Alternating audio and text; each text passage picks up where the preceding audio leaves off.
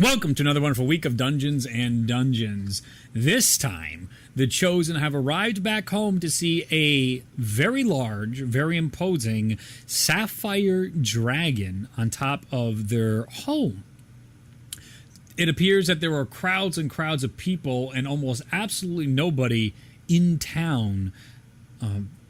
They must all be surrounding this dragon in the distance. I believe you teleported to Ralia's tower, if I was not mistaken, after exiting the dark desert, when the characters learn quite a lot about one of the first collapses, the loss of Corlin, and how there actively hasn't been a Corlin to answer the prayers of his followers for a very, very, very, very long time. And that might have made a lot of sense to Ulazal in particular, why Skoberheim was such a fucking crazy nonsense place when their god was either corrupted or didn't exist. That might throw some things off. You fought with the remnants of the friends and party of the famous mage Briarroot Peminith, the founder of Dunamancy, Geomancy, Evocation, and Chronomancy spells inside this world. And you all got through that encounter actually relatively well. You were able to see the demonstration of Dawnbreaker, learn about the failsafe, and have your bearings in the world. Now returning home, it is up to you how you would like to start your day, as there is a dragon god harassing your hometown.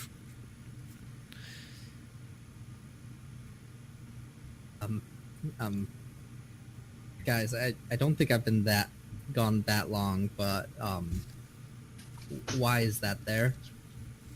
It's a question that I would love to ask myself.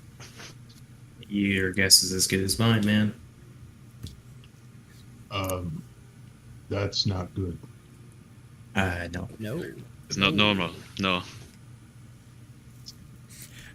This beautiful. You're on the that beautiful overhang that what's it called, Luke? Where you can go out and balcony.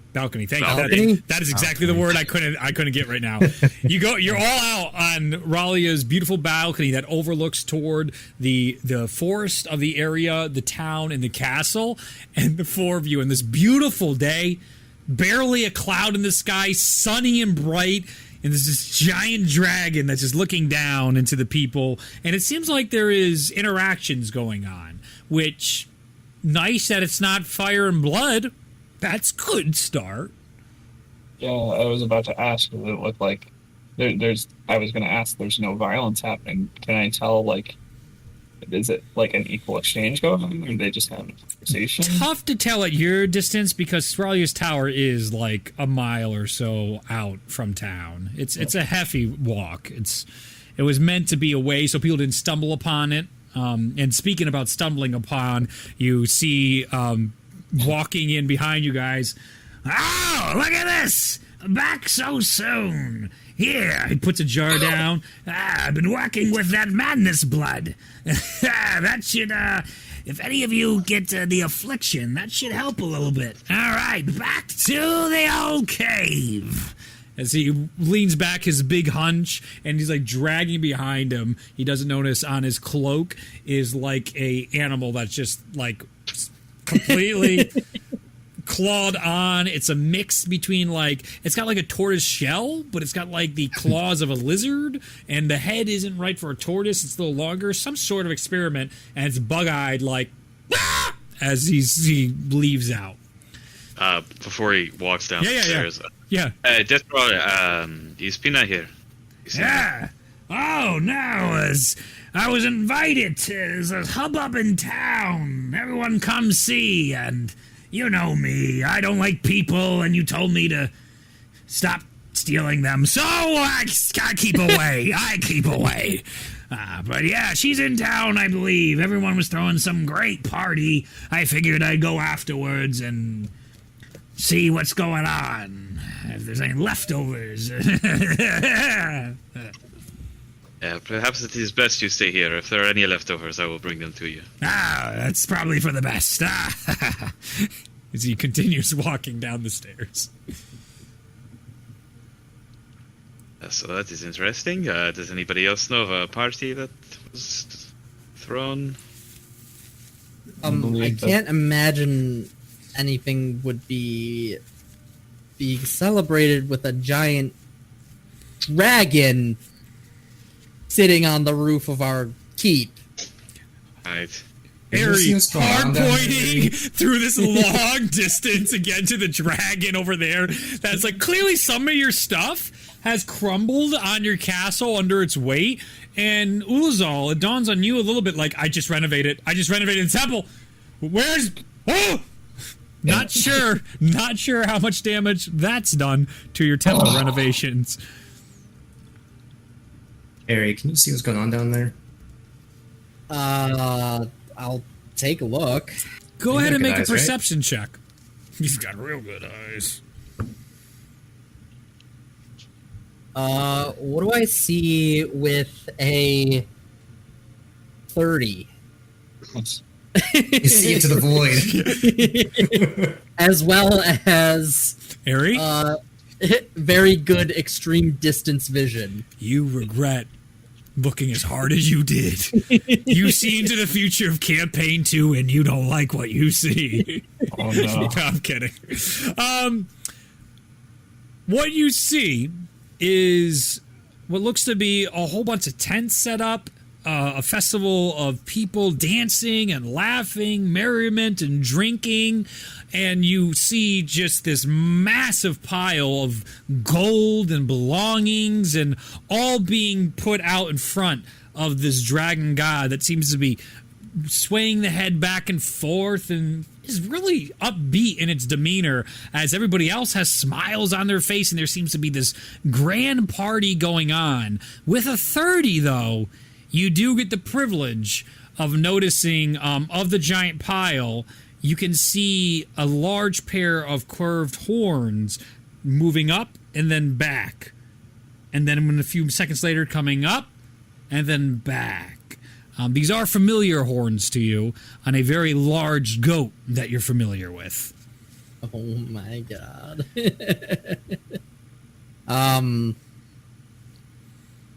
Do I see which color?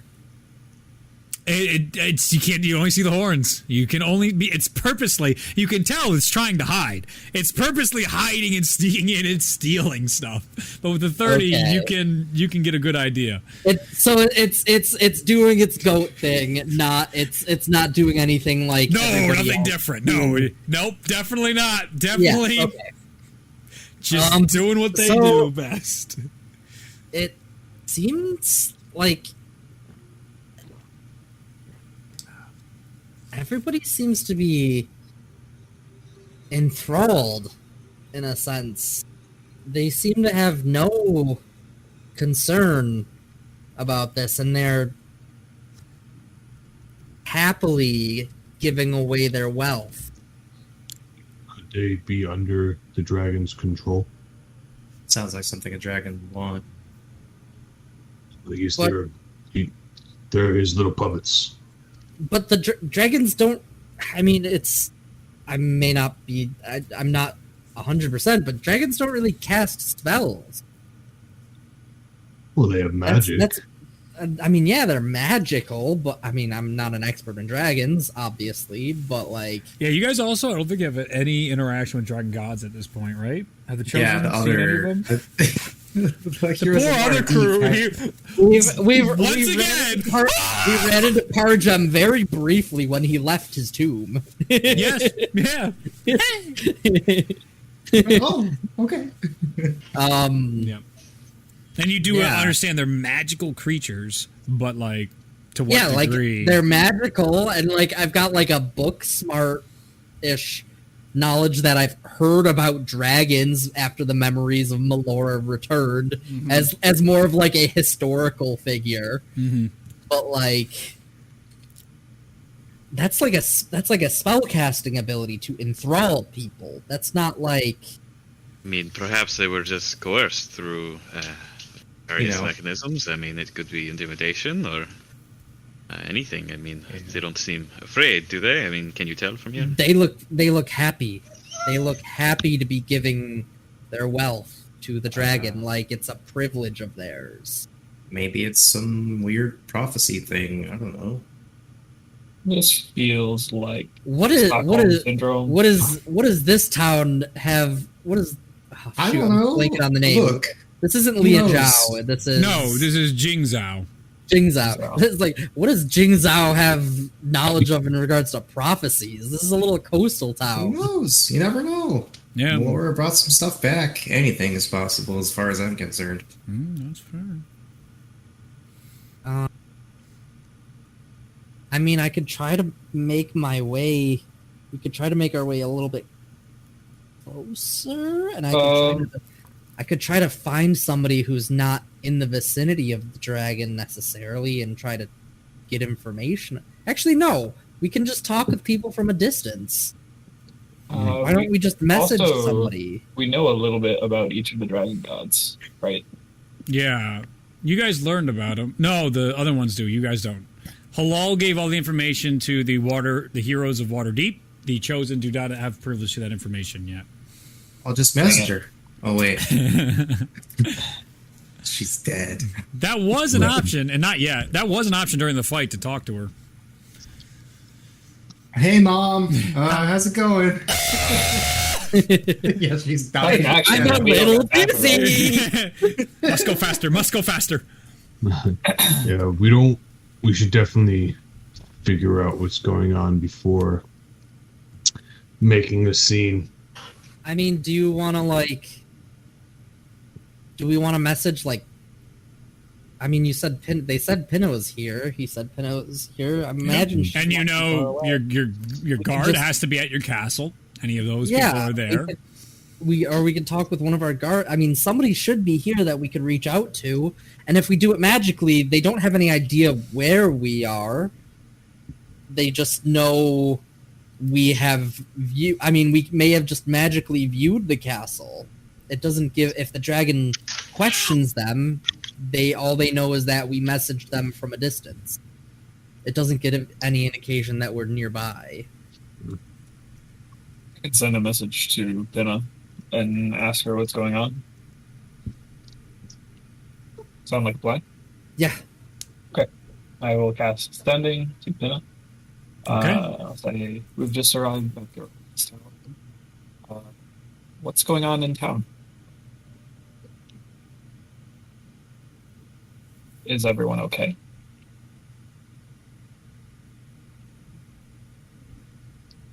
Oh, oh my goodness, you're back! Yes!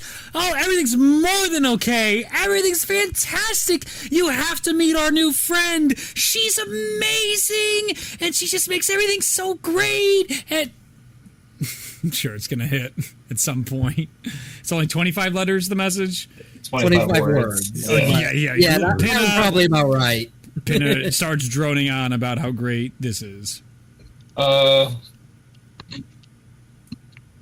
So Pinna seems under the impression that she is quite happy. She's quite right. She's referring to what I'm assuming is the dragon as her new friend. Can I make an insight check to see if there's any kind of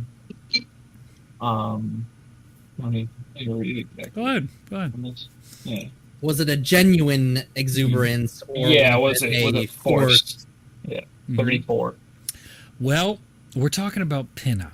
So, no matter how high you rolled, real tough for somebody that is always enthusiastic and always is looking on the bright side of life.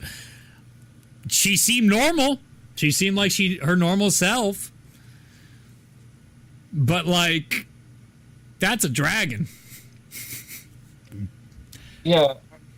She It's exuberant. she seemed like Pinna. It was her.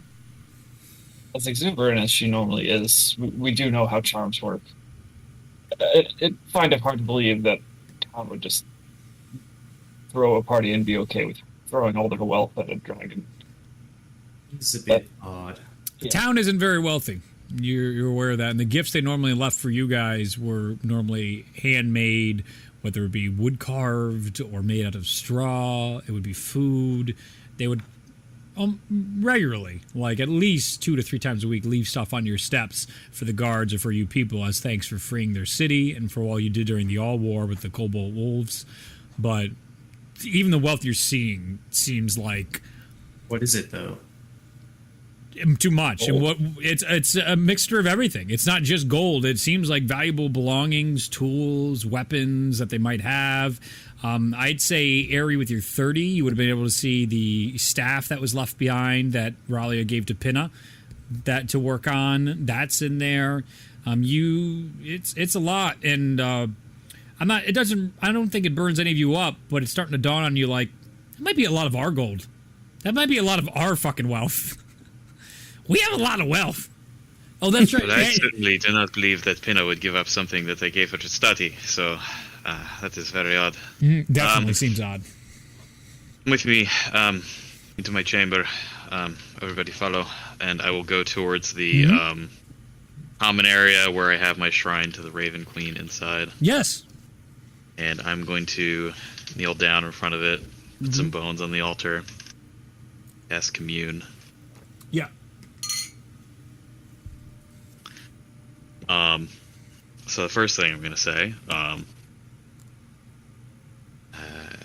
the people of our town, under the influence of this dragon god. You see yourself back at the fountain of life with the Raven Queen, and the waters flow green out of the ravens' mouths on the fountain. It fills you with warmth and comfort, it feels like an affirmative yes.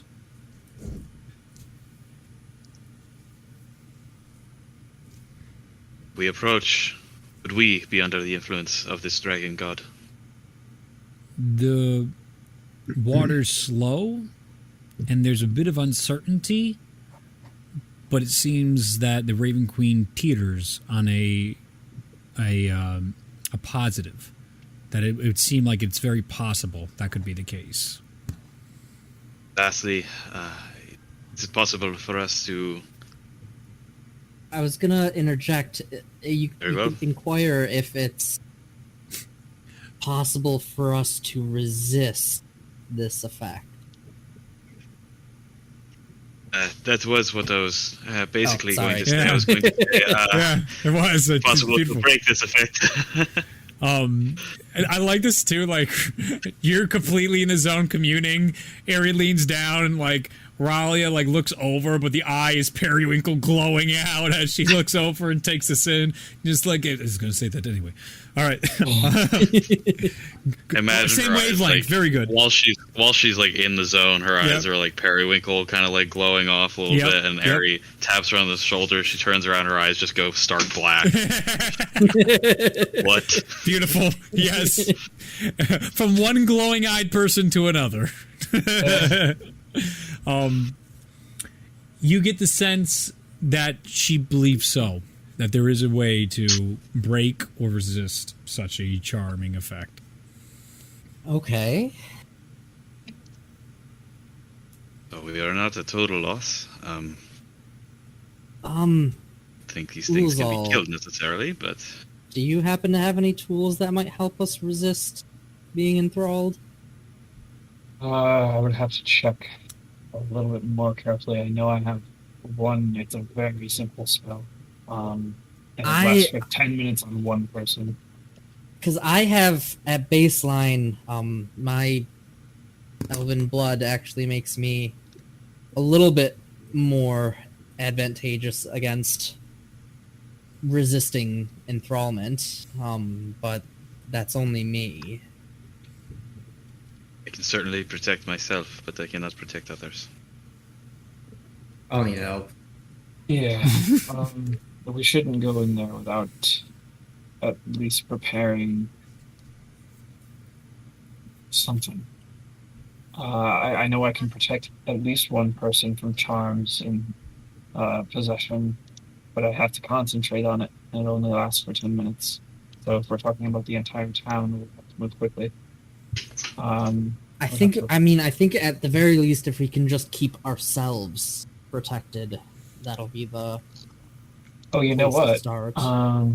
If this is a magical effect, what I could do is prepare an anti-magic field, which would definitely give us a little bit of safe radius, but it would also we cannot use any magic while we're in there.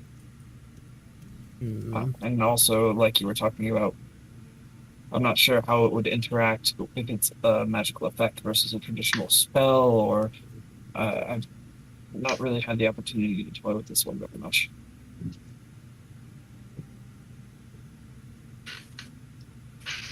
Ralia, how do you think that would work? What do I know about the magical effects of dragons in the interaction with? Go ahead and make an Arcana check.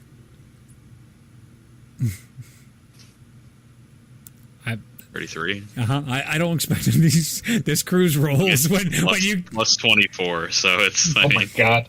when we're back with the chosen and they're like, I'm gonna stealth now, Ari. I'm in another universe. Bologna, just like, do you hear the drums of the hunt? Raleigh, you think I can't create magic? just gonna keep going. All right. Anyway, sorry, I'm loving it. Muzzle, I hit stuff. Or your stuff Really hard. Really hard. Actually, his is Constitution, I believe. It's just like, hey, what's your Constitution? I don't It's die. like, I succeed. You need to roll. No, I don't. My passive Literally says no. impossible. All right, so from what you understand, just about nothing about dragon magic. So from that, you can't really draw upon. But Ralia is one of the most intelligent and brilliant people in existence in this world at this time, and she also is very familiar with magic of many varieties, including anti-magic field. In your studies, anti-magic field does say that anything that was inside it stops magic-wise, and magic can't enter or leave. It is how it works for 10 minutes. But divinity, like you've seen multiple times where gods can bend the rules of arcana in this world, but that takes a very special type of power. So where do the dragon gods fall on this spectrum? That's part of science. You need to do the experiments to find out. Well, it sounds like it has feels as though it has a healthy chance to work. But I would not bet on it for everyone, perhaps. Well, Let me think. let's think about it this way then. What we know? I mean, we have you guys have some knowledge of charm effects, correct? Relatively, I'm not. What entirely typically familiar. can remove a charm effect? Is it only removable by destroying the magic itself? No, in most cases, a person's mind has the ability to resist. But if we're talking about someone as powerful as a dragon god, or someone of Mosnell's caliber, that might be a little bit more difficult.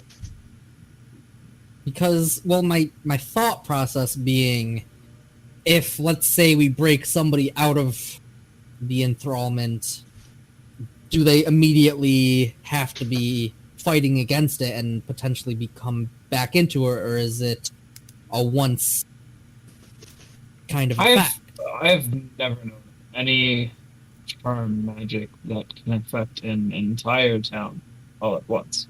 We're dealing with something that's of a much, much higher magnitude than any spell an individual could cast.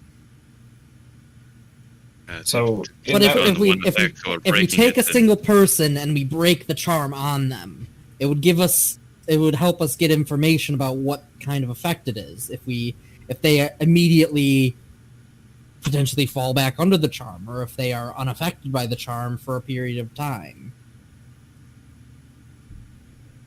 Man, this group doesn't know anything about any of the dragon gods. No. I'm loving the Suppose it problem is, solving going on right now. You guys are doing great. I love this. You're But- doing great. Eri doesn't Eri- know the effect, but Eri knows how to problem solve in these situations. You mean And he's to got a little bit of knowledge of magic. You mean to extract one person? Then is this what you mean? That's what I mean. Is if we take one person, we break the charm effect on them, and we put them within the radius of the dragon. Do they immediately fall back under the control of the dragon, or do they resist it in some way, or at least are they fighting against the effect immediately? Yes, I see what you Or mean. do they have a period where they But maybe if they were in the are not anti-magic affected? field, I imagine the effect would not pierce for those 10 minutes. That's true. It's an hour. Riley would know it's an hour inside magic field. Was it an hour? Yep. 10 minutes was the other spell Zach brought up. Ulazal did. For that full hour, then. I have another video. The extent of the hollow spell could very much be useful in this situation, but it takes a full 24 hours to cast, and also we need some expensive components. I'm glad we're in the Wizard's Tower, because this is one place that we probably have at least herbs, oils, and incense worth at least 1,000 gold. Right? Surely a wizard of your kind. I don't know, Death Trawler might have used all of my stuff. You have separate stuff from Death Trawler. It is locked. Yeah. You see he at least tries it, and in case you forget too, you've set up like homunculus to keep a watch on it before in the past. You have your arcane spells on it, and it's pitiful, but it's also amusing to you. He'll come up, he'll do whatever he's doing like he's supposed to, and he'll look at your stuff and just go away. He'll give it a little tug, and then okay. My idea is basically to establish a boundary that can protect our citizens and potentially give them the ability to stave off the charm. I'm going to have to study a little bit to figure the extent, whether it gives them just a general resistance or if it disables any kind of control like that, but that might be an option. What do we think about trying to treat with this dragon?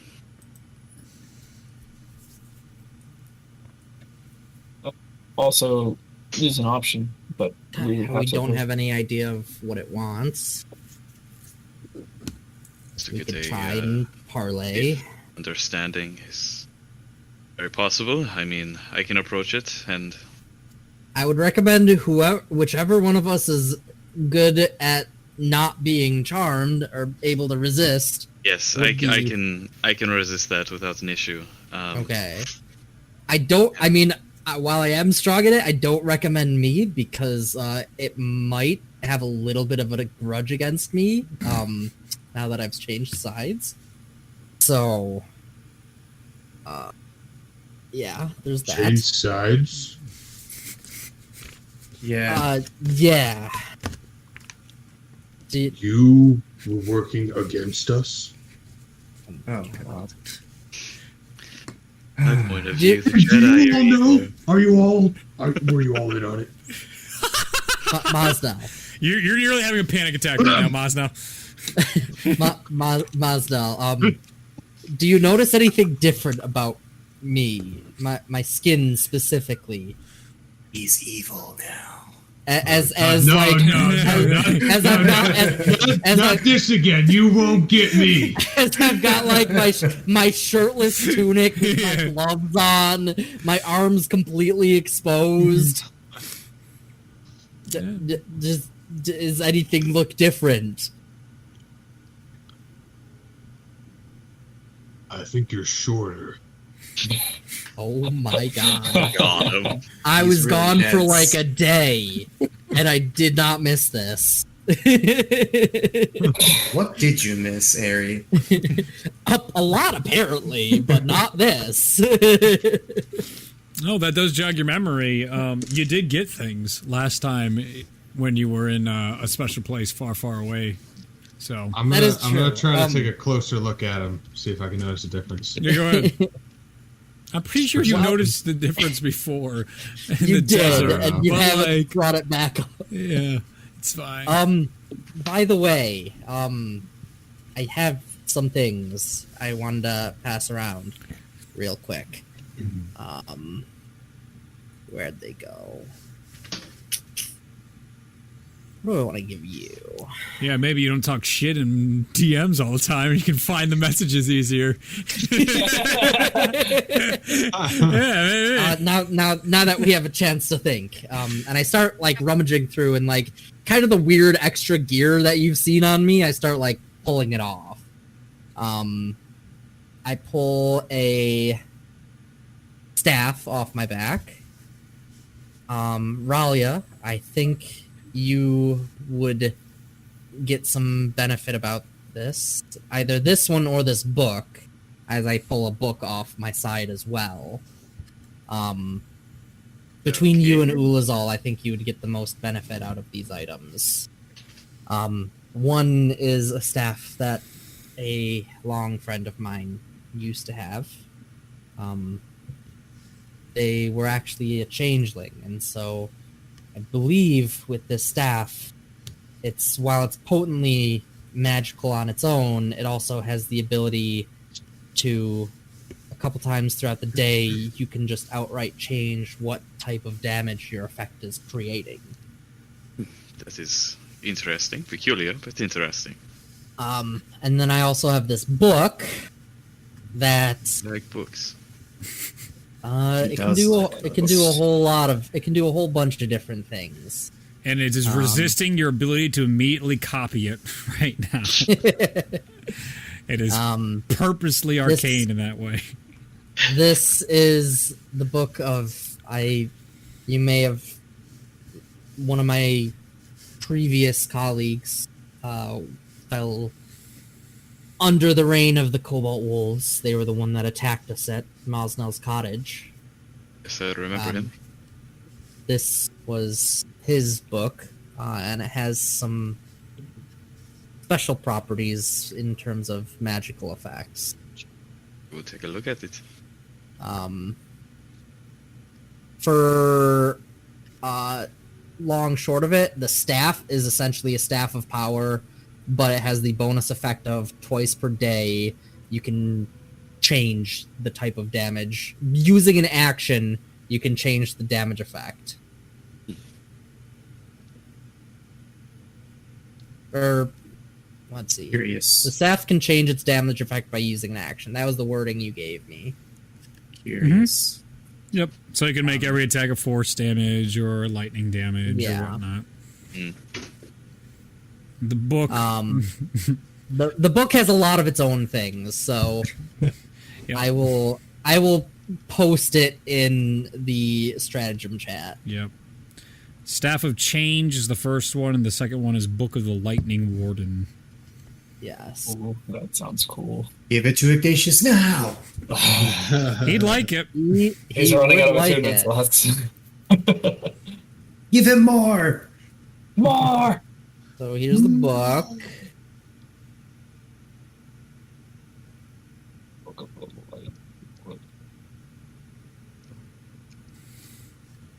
I'll read it out loud for you guys while he's doing that.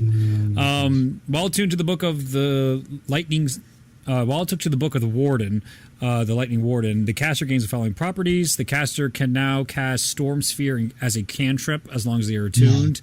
Any lightning spells do damage one slot higher than normal. For example, first level Witch Bolt cast at first level now does 2d12 damage instead of 1d12, but only burns a first level spell slot. And once per day, you can cast a 9th level Annihilation using a first level spell slot. Enemies within a mile need to make a DC 20 dex saving throw or take 20 d8 lightning damage. The lightning strike can hit up to 20 targets within range. The attack can be directed at a structure instead to do 40 d8 lightning damage instead. I need it. That's interesting. Snagging, Certainly, dude. certainly interesting.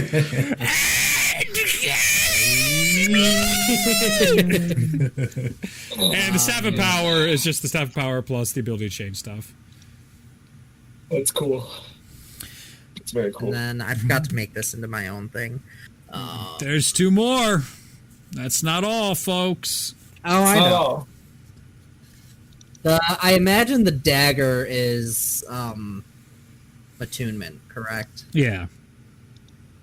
Because they're all broken as fuck, so I need something here to keep it balanced. I was probably gonna keep the dagger myself. Sure. Wow. Selfish. Vax, before you go, what about the boots? Fucking boots.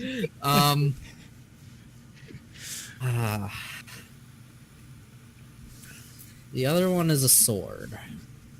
I don't know if any of us really utilize a sword, but it is a strong. I use a sword in every combat. Use the long sword. Ralia always uses a sword. What are you talking about? I can use a long sword. So can Ralia. Ralia, not well. Let me tell you, not well. Not with your strength score. I'm actually proficient in the use of set. So, Choose oh wait, no, only simple choose to weapons. save the Never mind. distance. Makes life easier. But what does it do? Yeah, What what's does it the- do? whatever. Yeah. Um, Do you want me to read it for you? Because I have more No, in front of me. I'm But you're- purposely very hesitant to like Yeah. even Okay. unbundle it at the moment. It's still Sure. like wrapped in some cloth, Yeah. and I'm kind of holding it. Yeah. What's the deal with the sword? Speech. It was the sword of Escott Grandier. Oh, the guy we killed like 80 times? Yeah. Huh. So I'm conflicted because Do you want to like hang it up somewhere? In my No, new I just- cabin. I'm. It's a very powerful sword, but I also am conflicted about utilizing such a item when it caused so much hurt to us. Well, didn't The sword Escott... itself didn't do that. Yeah. Swords don't kill That's- people. Swords People don't kill people. People kill people. With swords. I mean, is the sword evil? Is it cursed? No, it's actually just a sword. It's Okay. It's incredibly just a potent. sword. So it's just a sword. We'd be shooting It's an ourselves in the incredibly foot potent sword. if we were to not use its power. I mean, it's a long sword, so Okay. it's not optimal for. I mean, you can use it if you like. I just know I don't short really want swords to are use it. typically better for us. I don't know if it's any better than what Mosnell has, but we could give it. I could let you see it, and I will now start to unbundle it. I'm gonna take a quick look at this because I'm just gonna correct some of your spelling errors. Oh, I'm sure. I didn't proof that. No. Get wrecked. No. He was bugging me, and I was basically like at 2 a.m. one night, like, fine, you fuck, here you go. Hey, what you do see is the sword itself on the hilt has, like, the sword blade comes out of the mouth on the crossguard is all cobalt, and you can see a wolf carved into it and blue eyes on it as well, and they seem to be sapphire inside.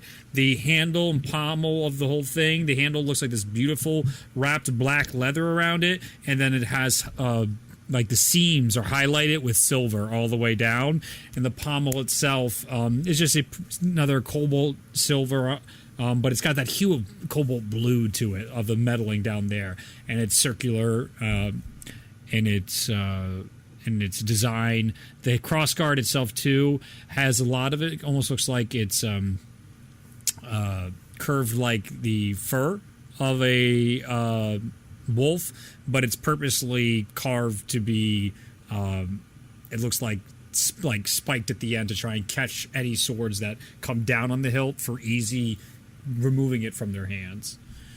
So it's for you guys. It's basically a Purple longsword. Vorpal longsword with the extra effects of it ignores resistance to slashing or radiant damage. It does, and then it has special actions where, as an action, you can do his AoE Cobalt Wolf attack where he slams into the ground and does 5d12 force damage to all enemies within 45 feet. Okay, easy. And then you get a baseline +1 to your charisma and AC, and you Dang. get an increase to your crit range. Dang. That's pretty awesome. It's pretty good. It's quite It good. is pretty freaking good. It's like that thing. It's like, God, that boss, man, is so lame when I got a hold of it. Nope. What he had, you now have. Yep. D&D's great. So these are when I was in the world between. They were the ones to rescue me, my old friends in Ascot Brandier. They were the ones that fended off this remnant madness horde that was trapped there as well, and give me time to make peace with Zahir and make my way back. And these were some of the gifts they passed along to me. Well, they're your gifts. I figure you can do what you want with them. But, Maznol, if you are not going to take it, I can hold on to it. You want to get rid of it, Terry? I think I can handle it. Very good. Did you custom make it yet or no? I have not made the Yeah. items yet. Okay. I forgot to. I can No do worries. that. I know how tonight that after the feels. game. Yeah. It's just one of those things that, with all the super endgame weapons, I'm straight up refusing to make anything. The surprise is worth it. I don't know what to do with this dagger though, because it's very powerful, but the mobility I get from my cloak is ridiculous. Hurts. Do you have any Well, of what, those? what does the dagger do? It's just very potent. It's a very powerful magical dagger. When I throw it, it will return to me after hitting a target or an object. It has the ability to potentially poison an enemy, and if an enemy is unaware, I get a significant bonus to my damage. Sounds like a straight upgrade from your dagger of venom. Why not just use your crazy longbow? My dagger of venom's been gone a long time. It was all. Yeah, did you get that at Vecna? I believe I did Yeah. Good times. when we had to give up something of value to us. Who was always ready to sacrifice his life. Well, I got you this, guys. guys. I thought it was going to be a team effort. I mean, it was. It was. Yes. Everyone learned a very important thing. Woolsall's like, oh, I'm out. Thank Christ. Whoa. No. A, we need a Eject healer. button. Yeah. And B, no. You suffer with us. All right. I'm in. We will fall together. Yeah. So it's Okay. basically like a weird combination. It's basically is that the name of the original dagger, Banshee's Wail? No, Dagger of Quick. It might have been Banshee's Wail from something else I cut. Maybe? That's Yeah. I mean, I'm talking Yeah. the item you adapted it from. Not Oh yeah, the- what probably. you If that's called still stuck in there, probably. it. Yeah. But it's something I grabbed as well, and I did add stuff to it. And you also missed the part that Yeah. natural 20 on any creature with a challenge rating below 12, it auto kills. Oh yeah. Oh! I did miss out on that. Oh, Well, It is very you- powerful. I'm pretty sure I was like, "What's the lowest dragon?" All right, he's not gonna kill that. All right, let's go one under that guy. that's pretty potent. Yeah. That killed a lot of shit. Would have been real helpful at the Moonforge. What do you know? Just Right? throw that. Oh, it comes back. Oh, we're okay, guys. I'm cruel. I'm very cruel. No, I couldn't roll a single crit. It wouldn't And help you us. and you made it so that it does 3d8 damage Yeah. rather than a 1d4. Yeah, that's a big deal. That's, That's a very big deal. Yeah, a very, very It's good an actual weapon. Yep. 7 game shit. Playing with the big boys now. Yeah. So I was probably going to keep this for myself. Yeah, do it. You But will I absolutely figured- utilize this the best.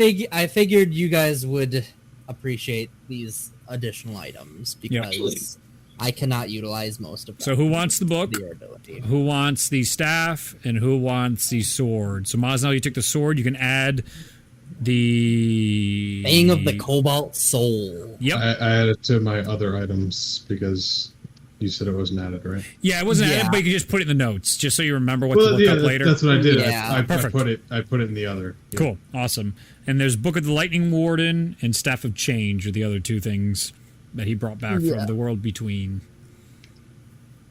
And you don't have to. Ignatius. You don't have to take them now. I'm just so you guys can organize things. Ignatius Ignatius would would like fucking to love that. like teleport in, take the book and teleport out. Back Yeah, to the that- Moon Forge. Because Annihilation is a homebrew spell, correct? Yes, yes. It's a retexture of Meteor. It's basically Meteor Swarm lightning. With light. as lightning. Yeah, I Which you exactly. fucking counterspelled on me like 3 I times. Oh, it's not even fair. I don't even get to use it. And then you fucks are going to be like, Alia, would you like the book or the staff? Either way is fine with me. I do have potent spells. Perhaps it is best if you have the book so that you have something to protect yourself with. I will not argue with you. okay. Enjoy the staff. I'll take the book. All right. I'll take nothing. Yo, airy. As your things I think- glow on you. Yep. I'm like, I'm good. Right, now back to the question at hand. Miles now. As you guys look back to the dragon, it's now shifted on, like, at that note, you hear a big thud. The sound finally reaches to you, but because sound travels slower over a distance, the dragon has already crushed one of your towers, just getting, getting comfortable in its new position as it's Super continuing to comfy. watch Okay. the festival. You know, I'm getting a little bit tired. All right. I gotta take a quick break to grab food. That was Okay, I gotta pee. Everyone go take a quick break, real quick. Oh, okay. as we're still Early sitting break. here planning. I'll be right back. I Oh, gotta that's pee. That's early. perfect. Take our. All right, we're back. You guys are still preparing to fight or talk or deal with this dragon god that is slowly making your castle a lot more level. There's a festival going on in front, and you guys are all chilling in Raleigh's tower after getting a bunch of wonderful items. What do you do? So, we wanted to send Eri in to extract one person to see if they were able to resist the effect, test the boundaries of the effect, and see if they would be able to go back in and resist it again, or if it's just something that the average person can't fight against. Okay. But I think what we want to do is juice him up so that he's not going to become a thrall himself. I am going to go myself. It'll be fine. Are you sure? Yes. Okay. Okay. So Ralia and Eri leave the tower together to go toward this festival. All right. I'd say maybe 10 minutes into your walk, you're still quite a distance away. I need both of you to give me charisma saving throws. We're not gonna do that actually. 1 second. My tower, so I can Yes. use an action to cast any spell that I can cast from my tower. Yep. So I'm just gonna look at Ari and say, "Let me handle this myself." Mhm. And I'm going to use a bonus action to cast Tasha's Otherworldly Guise on myself. Okay. Which blah blah blah. I'm going to use the cube that I have because I have to have an item worth 500 gold that has the symbol of Outer Planes on it, which I have the infernal symbol, I believe, on that one. So I'm going to use that to transmute myself into a visage of the Raven Queen. So large raven wings come out of Ralia's back, and her eyes start to glow. Like a nice white, black, like a gray, I guess. I am now immune to radiant and necrotic damage. Okay. Immune to the charm condition. Spectral wings appear behind my back. +2 AC. All my weapon attacks are magical. and I can use my skip the spellcasting modifier instead of strength, Mm-hmm. and I can attack twice instead of once. Okay. And then, as my tower's action, I am going to cast teleport on myself Yes. towards the people where the people are. Okay. So as you both teleport, I still need you both to give me charisma saving throws, but Ralia, you are at advantage and have a different DC. Mm-hmm.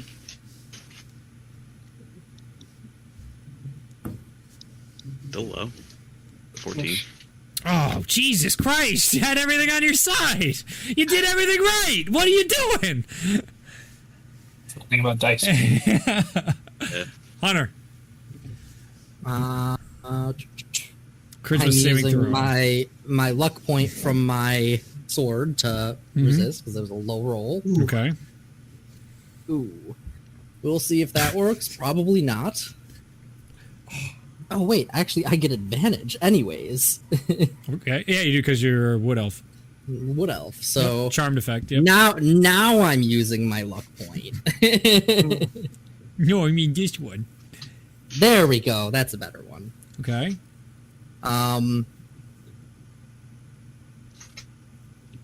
That already added on.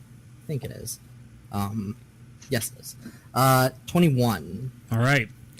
The two of you, as you teleport just outside the festival, I'll change the music.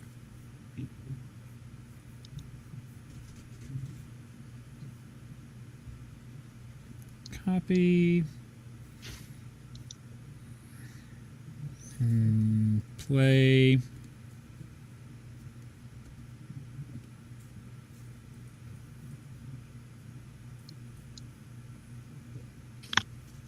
There we go.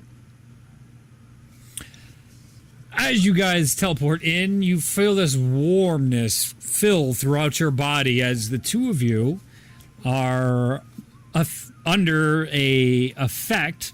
I would say, Ralia, you are aware of such an effect, but like you're aware of it, but now this is like you have no feelings to stop it. Like whatever. Like it's basically the friend spell, but there are different conditions to it. But for the duration of while you're in this area, you feel that any suggestions that the dragon goddess tells you to do are more than reasonable, if not exactly what you wanted to do anyway. You are friendly towards the dragon god, and you have this overwhelming explosion of positive feelings throughout your body. It is an exaggeration of positive, feel-good, and warm feelings. Maybe the equivalent of like getting ecstasy and like Ritalin and getting like 3,000 milligrams and putting it into your body and you not dropping dead immediately. It is just, it is this way too turned up sensation of pleasure and happiness, but you're still functional, but it's distracting to you as well. Like it's hard to be rational when you're in this sort of state of euphoria. We both feel that? You both feel that. Ralia,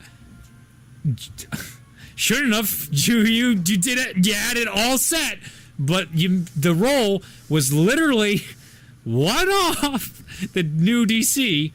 So the two of you feel this charm. You're seeing Ralia smile like that's new, and Ari at the same time. That's new. Like you guys smile. Like you're not super edgelords, but like to this degree, like it's weird. There's like stretch marks that are like we don't go here.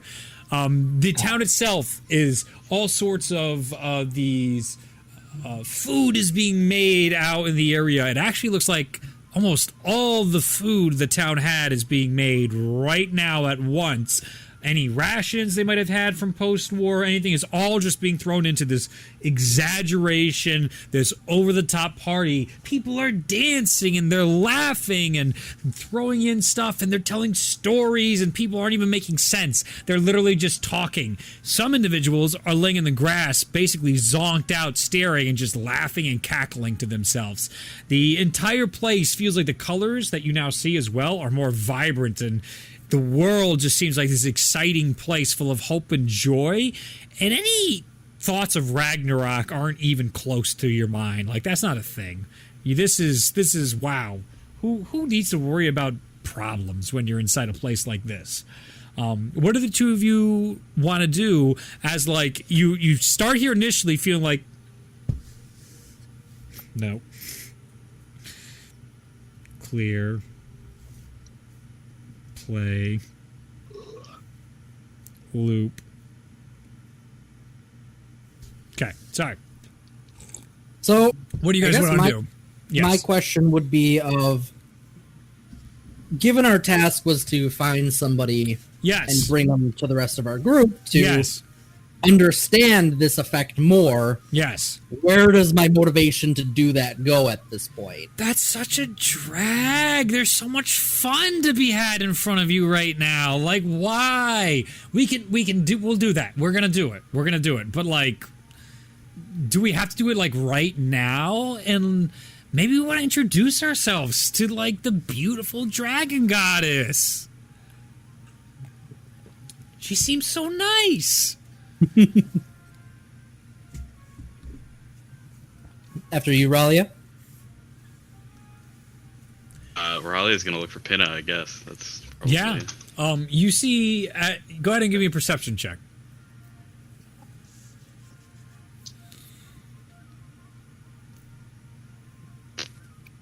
12. Difficult to see right now in the giant fan festivals. You are looking, but you also are being completely ignored. Seeing you with beautiful raven wings and inside your visage right now, I mean, no one's like, that's strange. At most, you get people laughing, being like, oh, wow, awesome, and then falling to themselves over. No sign of Pinna, for that matter, right now. The dragon itself seems to have collapsed in the entrance to your castle, and that's where the mound of gold is and where she is currently sitting on top of in this position, leaning down and still talking to individuals. A lot of your servants appear to be all serving her at the moment. Should we introduce ourselves? Perhaps, but I was looking for Pinna. I don't see her, do you? I'll take a look around. Ralia, give me a charisma saving throw. Captain. Nope. God, you...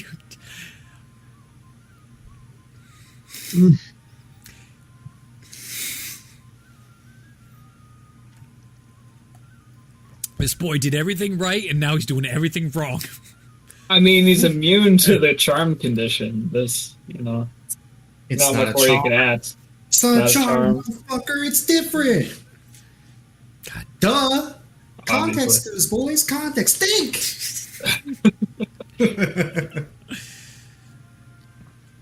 How long has it been since they've been in there? Multiple minutes. That's why there was another throw for just Ralia and not Airy. Ralia, you can Ralia's feel resisting. Duh. that there is like your thoughts come back to you and the importance of where is she, and like, I'm here for a reason, and like this is the spell. We were literally just talking about this, but then that emotion that is just overwhelming, it's way too much, it's sensation overload, it drowns out your logical thoughts, and it's just like one of those things like, I can't think right now. It's just, this is too much, and that's what's hitting you. 23 perception to find Pinna. With a 23, it actually looks like talking to the dragon god right now is a redhead with a big witch hat, and they seem to be very animated in the discussion. A lot of hand movement.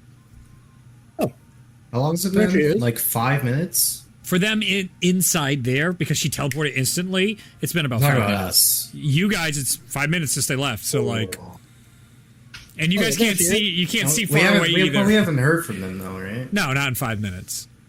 Okay, I promise you I'm not trying to metagame. I'm just Yeah, yeah. saying if our Yeah. most potent spellcaster and sneaky boy who gave us stuff were like, hey, let's go investigate some weird shit with a dragon, Yep. and then didn't say anything after 5 minutes, Yep. I'd be like, Certainly. So, no, So- let's jump on that first. With you three right now sitting Yeah, on Ralia's balcony. well, how do I feel about the length of time passed following that train of thought? Is That's it up to like, you. That's up to you. man, okay, great, then I'm going to act accordingly. Yeah. You know, it's been like 5 minutes, right? I'm so bored. That's about his attention span. Yeah. Well, you'd think if they walked into a giant blue dragon's lair thing and they were going to investigate and they didn't say anything in, 5 minutes, cause for concern, right? Should we just kill the dragon? Let's try to contact our friends first. Maybe baby steps here, Masno. I know you're bored. I guess we can do that. I know you're bored. Do you know how to juggle? I tried once. Well, maybe you could practice that while we wait. Okay. You I'll need start- to reach out. I'll start. I can do it today. Picking up some that's- stones you don't quite understand what are in Raleigh's place, but they don't look important. You start Oh, shit. juggling those. Before Well, not just Mazda like was that. also like completely laid out on the balcony in the sun. Yeah. And then absolutely. juggling, he just sort of goes into the place and like, Raleigh doesn't need these. Comes back out with these, and now he's trying to juggle and just shit's hitting the. Actually, give me a performance check. Oh, God. Yeah, for some juggling. Even though it's athletics, it's more a performance check. No. I'm feeling performance. I mean, it's Ramon is a bad you know, babysitter. like If you're a, wondering. like juggling is a performance. Do it on stage. Okay. Do I have? Nope. 15. You're doing actually decently well. They're not hitting the ground, and but it's more like you're kind of like throwing and catching than juggling Sure. right now. Sure.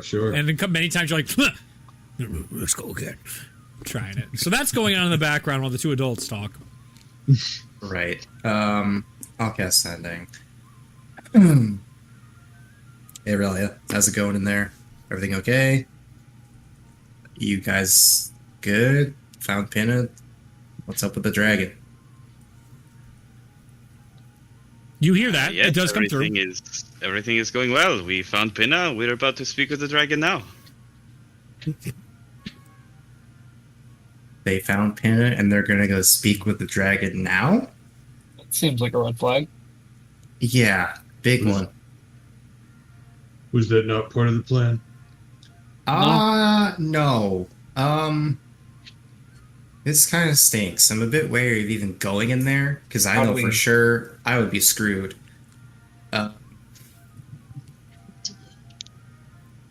You said you had protection, right? 10 minutes, but I don't even know if it'll work. Yeah. We can give it a try. I mean, I can buff, two of us to hopefully give us an advantage on whatever comes our way. I'm going to give Mosnall protection from evil and good, so he can't be charmed or possessed. Okay. And you can buff both of us, so that way our saving throws. I'll cast Enhance Ability on all of us with Eagle Splendor so that we get advantage on charisma checks. Mm-hmm. I don't know if that affects the save, but Raleigh, what was your immunity again? It was to charm and what? What was the other thing? It was damage types, I think, after charmed. What was it? Radiant and necrotic damage. Okay, just damage types. Okay. Yep. Yep. I'm just double checking I didn't make a mistake. yeah, this doesn't even affect saves. It's not really doing anything. My Tragic. spell is, can't be charmed, frightened, or possessed. Is it just ability checks? Mine? Yeah. It just says checks based on whatever score it is. So I'm not going to cast it because it's pretty worthless. Well, it's not worthless, but Yeah. it's not good for this scenario. For this scenario. Okay. While you Well, guys I have are protection talking, from evil and good as well. We'll switch back over. The two of you are now walking through the crowd and the dancing with big smiles on your faces, approaching the dragon god. What? How do you want to approach? If you still want to continue to approach, you feel drawn to it, but you still have agency. Pardon me, agency here. I'm definitely approaching Pinna first, just because I haven't seen her in a while, so it feels correct. There's probably a little bit of hesitancy to immediately talk to the dragon god, knowing what I know, but I feel okay about it. Oh, Like, So I'll let Ralia take the lead right now. All right, So the two of you, as you're approaching it, you see Pinna talking up there, and just as a conversation gets done, you see the dragon goddess's head turn to another group of individuals, and you actually recognize Yavanna's there with her sister, and you see Maznell's father is there, and Dillian, it's like, and Arwen inside his armor. They're all up here next to her on the stage. It's so not everyone's here. This is great. This is really cool. And like, you remember you sent Yavanna and her sister here after Waterdeep. It's so perfect. We're all here. Great. Awesome. So then this is a perfect opportunity to go talk to Pinna right now. She's got a free moment. Pinna, how are you doing? What that? Raleigh, what is that? Whoa, that's new look. It's fabulous. It is. Yes, I mean, fashioned over the Raven Queen herself, of course. It is. If I could be intimidated right now, I would be, but I'm just too happy to be intimidated. And look at you! You got new everything! You're a new you! Well, I love it. I love what you did with your everything, Ari. Come here. And she comes and hugs you. As soon as she's done hugging you, she goes and hugs Raleigh, and she's like, oof, got the wings. I don't know which way to put the hands, but I love it. And then she steps back and looks at the two of you. It's great. Everything's great. Is this great? So tell us about our new guest. Isn't she just the most beautiful ever? Her name's Zelrog, and she's apparently, like, controls the Veil of Rebirth. Don't really understand what that means, but it sounds like a really cool title. And, like, she's been so cool with all of us. She's thrown this giant party, and she's like, you should give us all your belongings. And it's, like, such a good idea, because she can manage it so much better than us. She's so smart. She, like, knows everything. Like, I'm like, what does this spell do? And then she tells me, and I'm like, of course it does that. You're so smart. There's, like, almost nothing she doesn't know. And if she doesn't know it, she finds out. And I think, anyway. I'm not sure, because she knows basically everything. I think. Okay. Are you hot? I feel hot. Not particularly, to be honest. But currently, No, you guys don't feel hot, but she feels flushed at the moment. Seems like all this talking has got her exacerbated. Yeah. So why are you here? It's good to see you back. You were off doing exciting adventures. Anything to bring back home? On a few different adventures. It's been a bit of a time. Yeah. But, we came back and we saw this whole shebang going on, and we wanted to see what was happening. It seems like it's been a lot of fun. It's been so fun. I actually can't remember before the fun. It's awesome. Like, why would we? Whatever we did before, it wasn't important. This is great. Everything's Okay. great now. we all just got back from the Dark Desert. It's, well, that wasn't great, but... Oh, well, glad that's behind us, right? Like, I remember something bad happened recently, but, like, it seems so far away. Did you... I know you guys were, like, the best, and I definitely feel, like, so grateful to you, but I can't really put my finger on it. Like, I bet Zelrog would know. I could go ask her right now as she begins to turn towards the dragon goddess. Ralia, go ahead and give me another charisma saving throw. Aurelia. Watch. 22. What number? 22. You feel the effects fade on you, and that explosion of feelings is cut off, but you don't feel like this is a permanent... you can already feel it trying to seep back into you, whatever this is, this magic. I will not put that physically present to everybody, and I'll just, before Pinna starts talking, I'll say, "Hey, Pinna! Oh, you know what? what we really need to do is go and get everybody else. This is so fun. We need to go and get everybody else. You want to come with us and get everybody? We're missing them right now. We have to go. You're right. You're but Come on, let's go. Eric, come with me. Grab help. She's like, but we're not supposed to. We're And you gonna guys, talk for that. and you all teleport immediately back to inside Ralia's tower, and you can see as soon as you get inside the tower, you see Pinna just like, oh, but we're not supposed to leave.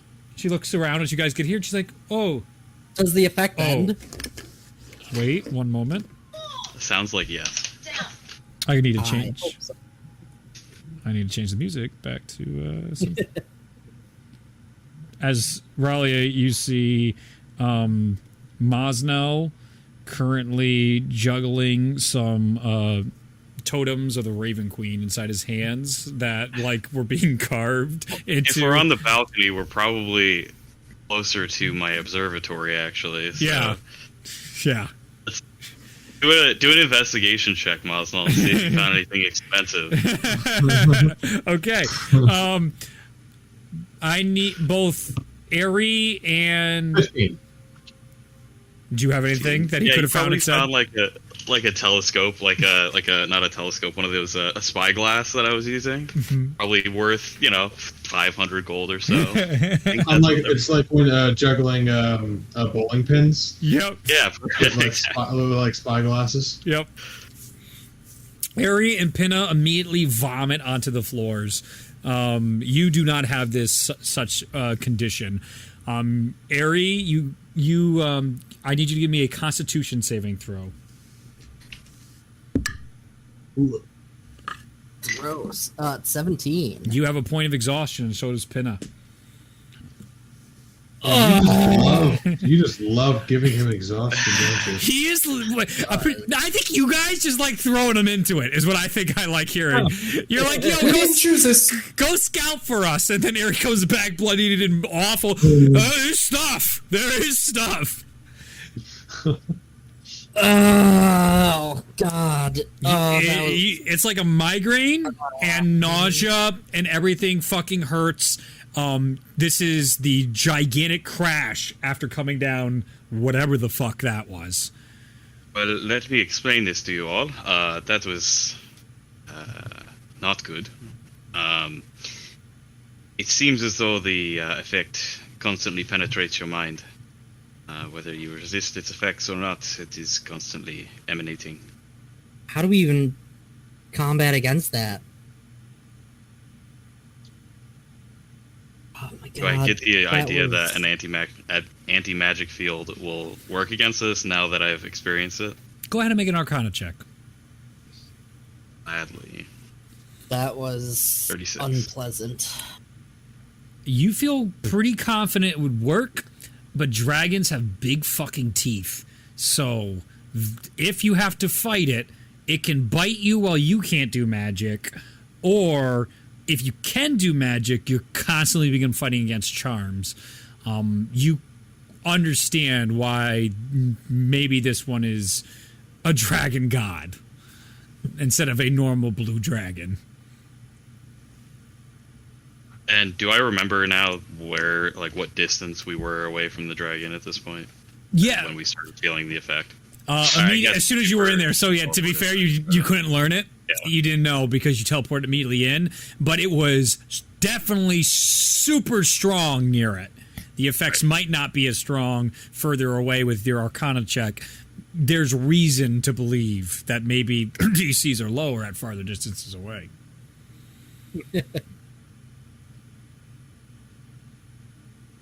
Well, does anybody have any suggestions? I mean, we can't just leave the town there. They're using up everything. They're giving up everything. They won't live more than a few days. We also need to worry about if we attack the dragon wall, they're all still there. They could be caught between us. You see Pinna, like, wiping her mouth now that she's been vomiting over the side, and she looks over to you. Her skin's pale now. She looks haggard, and she comes over and she's like, Ralia, I'm sorry I threw up on the observatory. I'm really sorry. I wasn't feeling well, so I got most of it over the railing, but I think she vomits one more time over the side of the railing. And then she comes back and she goes, oh, it's so good to actually see you, though. It's been like that for so long. You guys were gone for a while, and she showed up.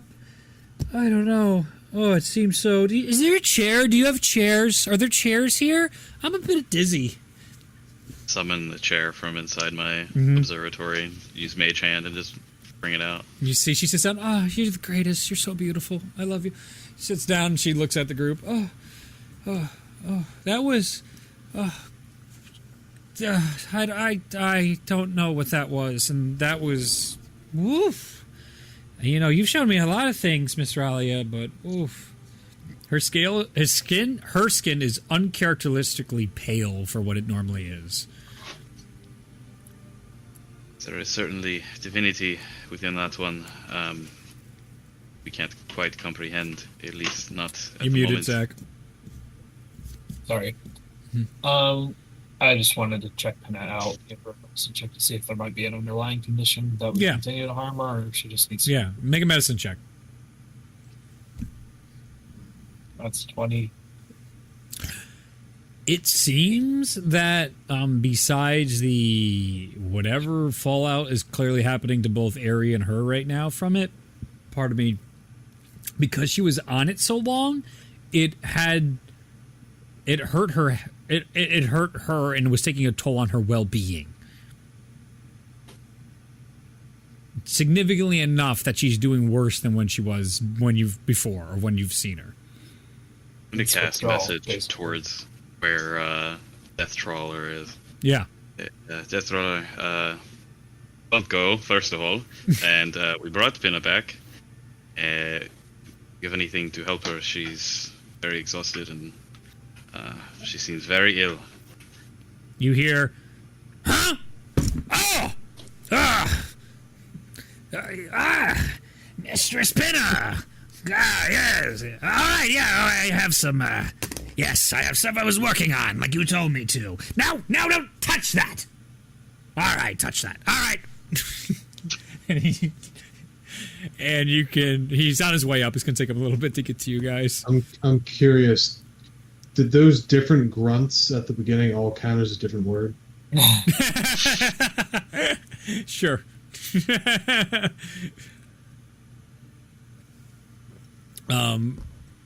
Zach, you said something before Death Trawler gets there. remember? I No was worries. just basically her equating. I'm equating her condition to withdrawal. Is that accurate? No, it looks worse than that. It looks like definitely yes, that's an aspect of it, absolutely. But it almost looks like this is an individual that has worked in the fields for 45 years, and you know what that does to an individual. And it's one of those times where they're just breaking down after a lifetime of hard work. Ari definitely looks better than her. Oh yeah, absolutely. So the impression that I'm currently getting is that the longer they're under this thrall, the more they will continue to push themselves to please the dragon goddess until they just die. Along Wait, those what do you lines, you're getting. I mean, that's your thought process. I'll give you that. I'm not going to tell you yes or no. You're on. You have a good thought process based on what. So this dragon Gathering. is parasitic in nature, in that it will inherit an area, and its inhabitants are beholden to it, as long as the dragon decides it wants to be there. Is the impression I'm under. Ralia, when I sent that message, what happened? Did you feel any shift or any weird anything, and did the message get through? I got the message, yes. I replied that I was under the dragon's effect at that point. Okay. I replied honestly, and that is how I felt at the moment. Mistress Pinna! As Death Trawler comes through the door. You have a lot of floors here, Mistress Ralia. He pops open the first one. Heard you are feeling under the weather. Drink that, and then drink this. You see him just stop at an uncomfortable social distance away from her face and just observing now. Drink it. And you see as she grabs it, she's like, thank you very much. Completely trusting. Not a problem. Downs the first one. Then she takes the second one. Downs the second one. And I think I'm feeling better. I'm the best. I'll reuse these. And she takes the tubes and he goes back waddling away. He gave her a greater restoration potion and a potion of healing.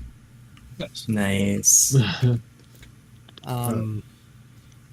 It was a strange effect. It was as if we were wanted to be friends with the dragon, not so much like we were enthralled necessarily.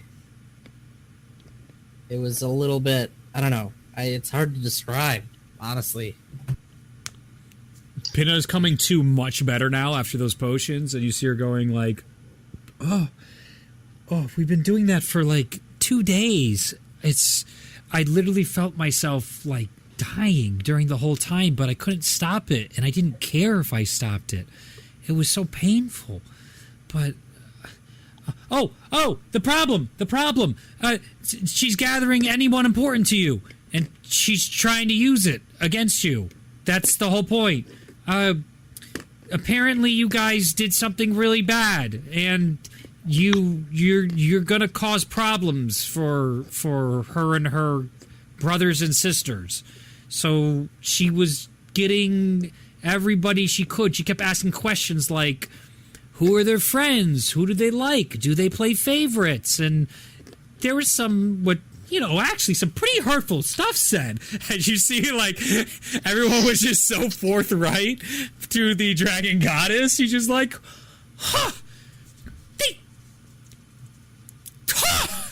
Clearly, some things were said about Pinna that she didn't appreciate. Pinna, you are my favorite. Good, excellent, fine, good. I don't care what others think at all. On her face, with a passive insight check, Pinna definitely cares what others think. Where is that goddamn what's his face? The guy that brought us here. Hamaras. Where the frick is he? So he can tell us. Send him a message. Yeah, because we didn't have any idea what we were walking into, and we need to figure out how to fight this thing, and he knows them a little bit. More knowledge of this, yes. Alright, I'll give him a ring. Ring. Jeez. Hey, Hamaras. Hope you're doing well. Please meet us at Raleigh's Tower. We have dragon-related issues to discuss. Bye. Oh, it's Bologna, by the way. Oh. All right. Farewell, Hulal. I wish you the best. Okay. I hear that. Oh, yeah, I'll be there in a moment. Just, getting it together. Okay. And then it's such a troll. with like a minute or so passes, and then coming out of the observatory, like you look at it and like where the shadows are in the observatory a little bit, you make nothing of it, and you look back and it's just like he just melded out of it. And he's like, that's a problem. Ooh. No shit. Yeah, you're telling us. Oh, hey, good to see you back from the desert. Did you learn anything good? Did you find out anything important? Oh, we found out pretty much everything important. Yeah. We know the history of every collapse at this point, it seems. Well, that sounds very important. I would. We understand what may need to happen to right this world. Very good, very good.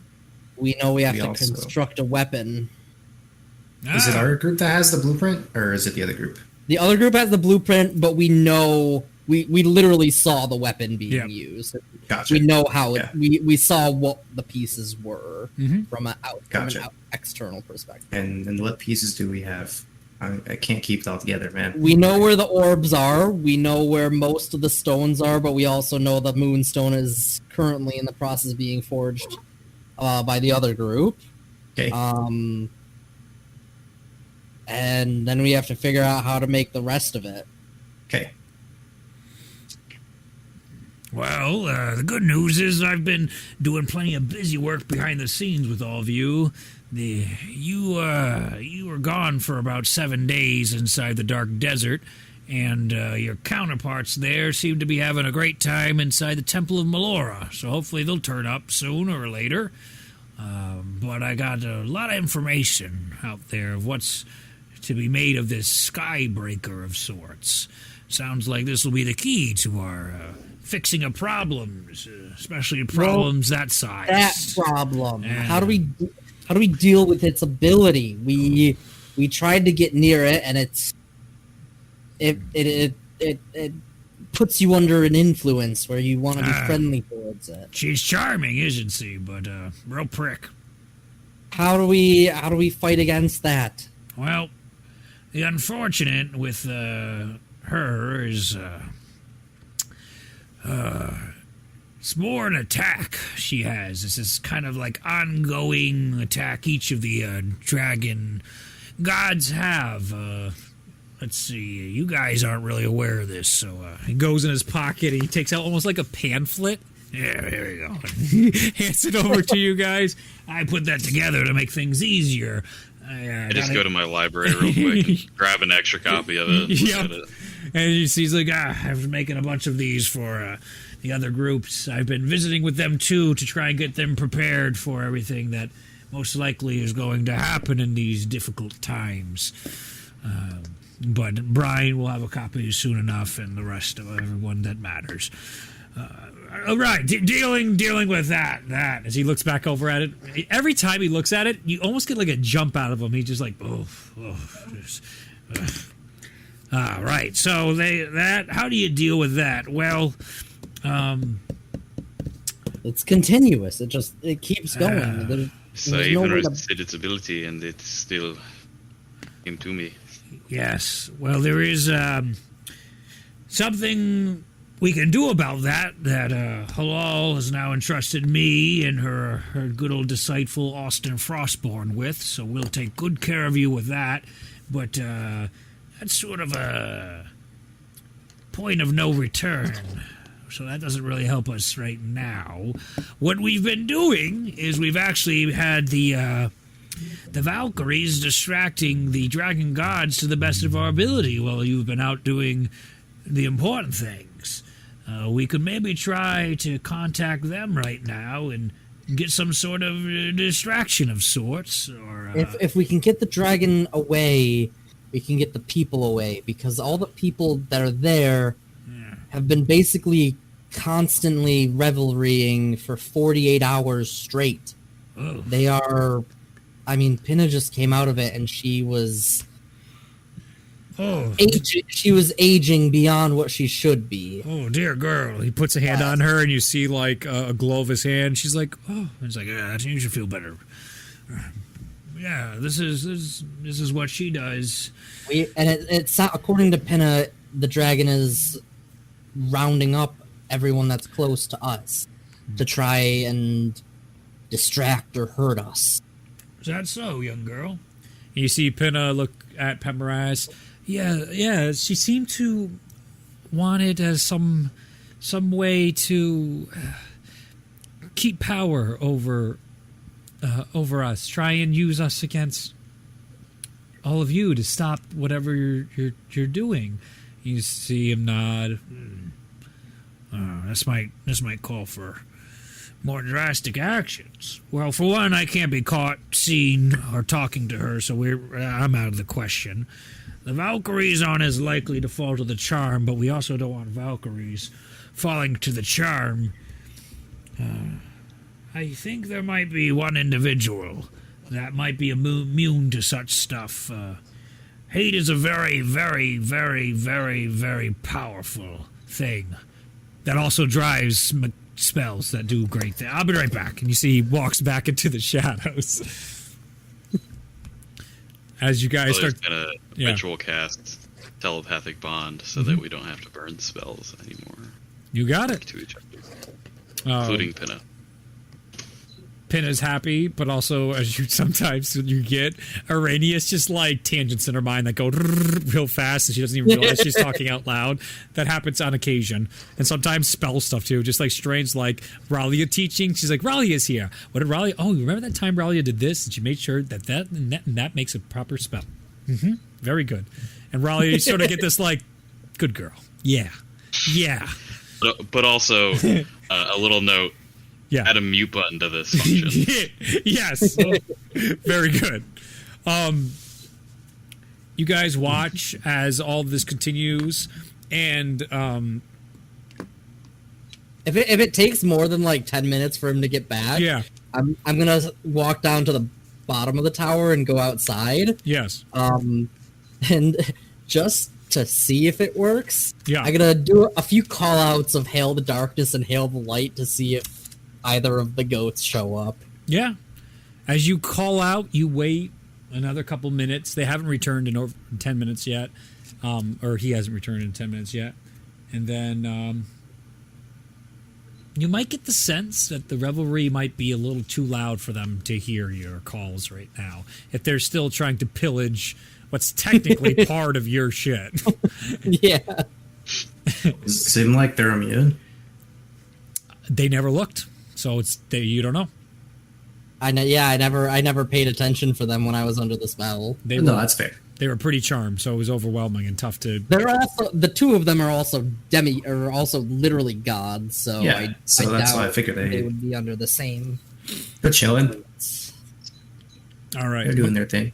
By the time you walk back up, Pemaras hasn't returned yet, and then finally, about 20 minutes, Pemaras comes. He's like, "All right, that was a." People are stubborn. And then you hear, and some people are obnoxious. As out from the shadows, you can see Mansoon coming out. His tattoos fading from the blue that were apparently currently glowing as he comes down. And he looks over to the group, but first at Ralia, almost like as a sign of respect, and goes, "You have a beautiful tower. Much respect to a fellow master of the arcane." Thank you. You're welcome to come and spar or something if you wish. Noted. Throw notes to each other and whatever. You see as he walks over and just the utter disgust on his face as he looks at the dragon god, and he turns to the group.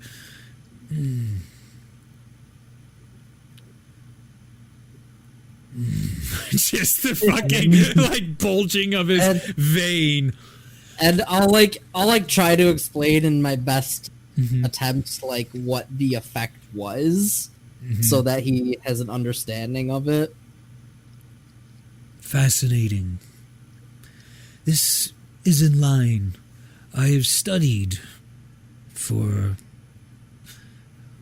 as long as I care to remember the effects that Forgath had any time he interacted with me and my people.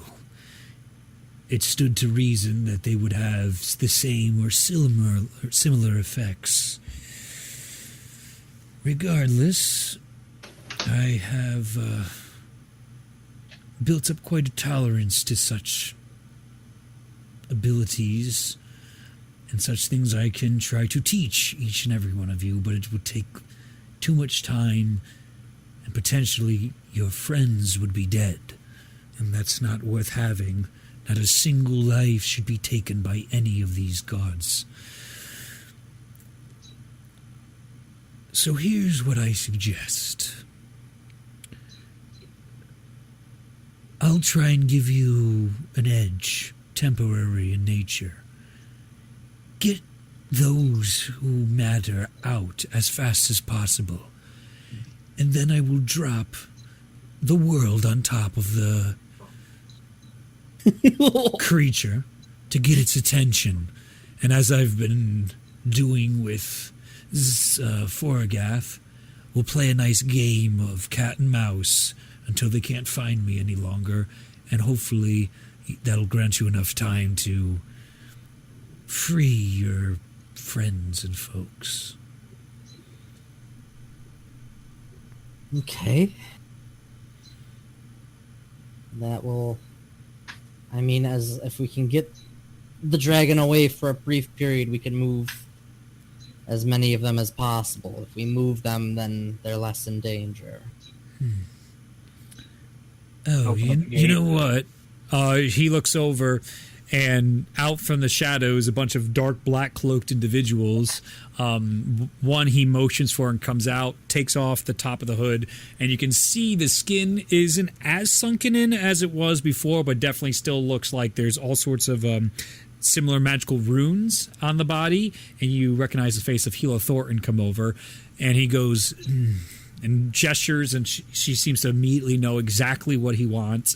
And out of the bag, there are these tablets, very small though, and you see and it looks very much like a glyph of warning to you type of tablet, Ralia. But you see Mansoon go, do you have yes you do. He motions and puts the glyph in your hand. Cast a teleport spell, and it will be embedded into one of these. You can then crush it, and it will cause an area to teleport up to as many creatures as you can see. It's useful when the petty limitations of the arcane get in the way of what you need to do. He hands you over. It is Mansoon's glyph of warning. It is definitely interesting and something to be studied, but you can embed it with a teleport spell to a location. It will hold the location, and anybody you can see will teleport with you to that location. It's hard to know, though, what the effects will be if you're like teleport everyone into a small area with your just basic passive arcane knowledge, Ralia. Like, your mind's already twisting like, this could be a weapon. This could also be interesting. Like, there's lots of things to it, but when used, you have to crush it. So this is something that has to be continually made, and that gives you another, just the thought process of Mansoon purposely building in fail safes and contingency plans that if someone stole one of his, it's only like a one-time use type of deal. And he hands you 3 of them. This is certainly useful. Good. I can't say that I have the normal patience when it comes to these dragon gods. The sooner the better I can drop the world on it.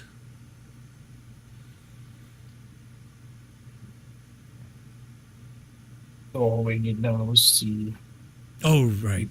See, he totally spaced out as he was just staring at it, and you can see with his metallic hand, he was already like etching runes like in the air, writing them down and thinking about which one he was going to cast.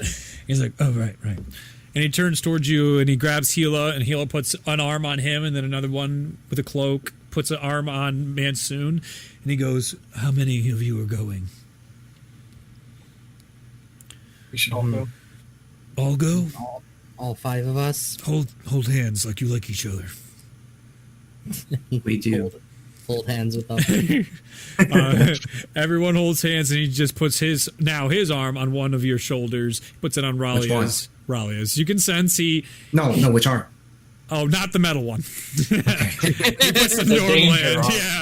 Yeah. He puts the normal arm on Ralia's shoulder. You get a sense that he's constantly, like, more or less always talking to Ralia, almost always ignoring Mosnell. Like, you can clearly see there is a packing order in his mind to who's the adult here.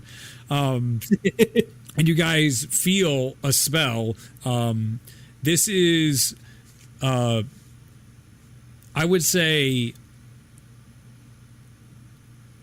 Ralia, give me an Arcana check. So he's always talking to Ralia because he has to explain things. Mazdal knows what's going on. Ralia has to get explained. Yeah, that's exactly it. Yeah, 25 only. Okay. Still with the 25. Because remember, we still have normal rules. Like that's still a very difficult check. 30 is impossible. This is. You get the sense that this is a spell that he has created, and a variation of it, of a. It's not quite an immunity to just charms. It's almost like a blanket of all the schools of Arcana, a resistance to all the schools that come from the dragon gods. He clearly needed to have a component. It might be worth asking him how he even made such a spell. It's super fascinating and definitely something you want to know. This also seems to be the way the spell is crafted, almost in a way that each of you feel this feeling as well. Instantly have a feeling washed over you of pure hatred for the dragon gods. Unadulterated, nothing but pure hate. And it feels like what have been talked around in 8 arcane circles as a pact. And this in particular seems to be a vengeance pact against the dragon gods. Oh, So we just made a pact. not to that level. It's not like a you made a pact. You're like getting a siphon off of his resistance. Like he told you that he basically isn't affected by it. He could teach you guys, but it would take time, and time you don't have. So you're sort of getting like a dose of whatever the fuck this spell is that he's crafted over his lifetime. It's giving us an antibody cocktail. Kind of feels that way. However, he can't give us the vaccine. You just feel a lot of hate. A lot of hate directed bodies toward the would not have- gods. We don't know how to naturally produce the blanket, but he can give us the blanket, for a short duration until it wears off. Which is precisely how those work, by the way. And you see, he's like, that should last at least an hour. More if you really revel in it. Okay. So that means we have to go get its attention quickly. Shouldn't be too hard. Zach, did you say something? No.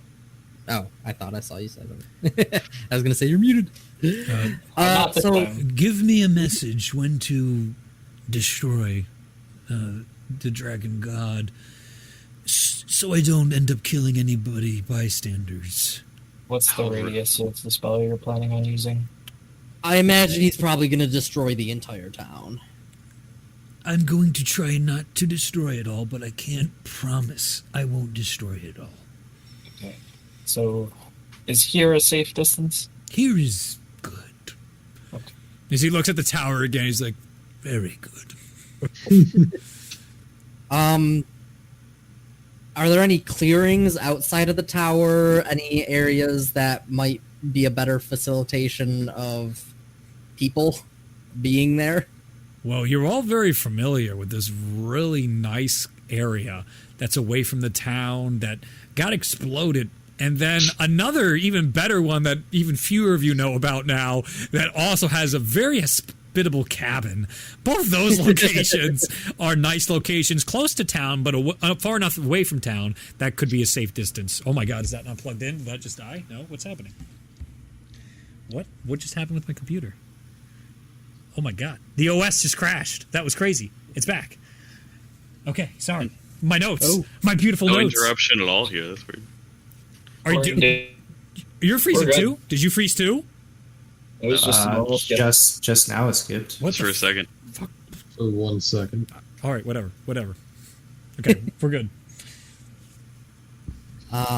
So do we try and bring everyone out here, have him drop a bomb, and let him... Everybody Distract. would now know where your tower is. Like, fair people know, but it's been kept out of the way so people wouldn't accidentally stumble upon it. So that is something just for your knowing that if you bring the whole town here, everyone will know where your tower and observatory are. I feel like at this point, everyone knows where it is. I mean, Pinna's going back and forth from town constantly. It's more of a thing that it's like if you want to Also go a there, you have tower. to intentionally go Yeah. there. It is a And tower, it's also a but very tall tower. it is, and in a it's forest. it's just one of those things. You guys are surrounded in a forest, so it's like it will stand out, but like these are normal townsfolk, right? Half the population doesn't see the world past what they got to do today, so they're just normal people. Huh, Here's there's a a- building there now. Huh. Yeah, Huh, whatever. okay. Here's a thought. What about the caverns beneath? Those might be large enough to contain the There's most quite a- important town. There's quite a bit of space there. I don't know how large they are. I haven't totally explored. We also could maybe bring them to a place that might be a little bit better equipped to take care of people, like, I don't know, Vandalin or something. Yes, that is also possible. Because I don't imagine after this that there's not going to be much for the town to survive off of in the short term. Skyrim's really excited with the music right now. Yes, Ari, that sounds correct. I mean, I struggle with taking ourselves so far away from Dragon God, but I mean, I think perhaps getting it's our safer. getting our family as far away as possible would be big. You propose that I send them and not us, and then I send us somewhere else. I think. I mean, we have to make this quick because we don't have a lot of time to get this done. I'm just saying that at the very least we should get them very far away. Get our family, our friends, the townspeople. Get them as far away as possible so this one is Vorgath. No, Vorgath is the red one. This is Zalrog, Veil of Rebirth. Zalrog. Yes. Vorgath is the So- red one.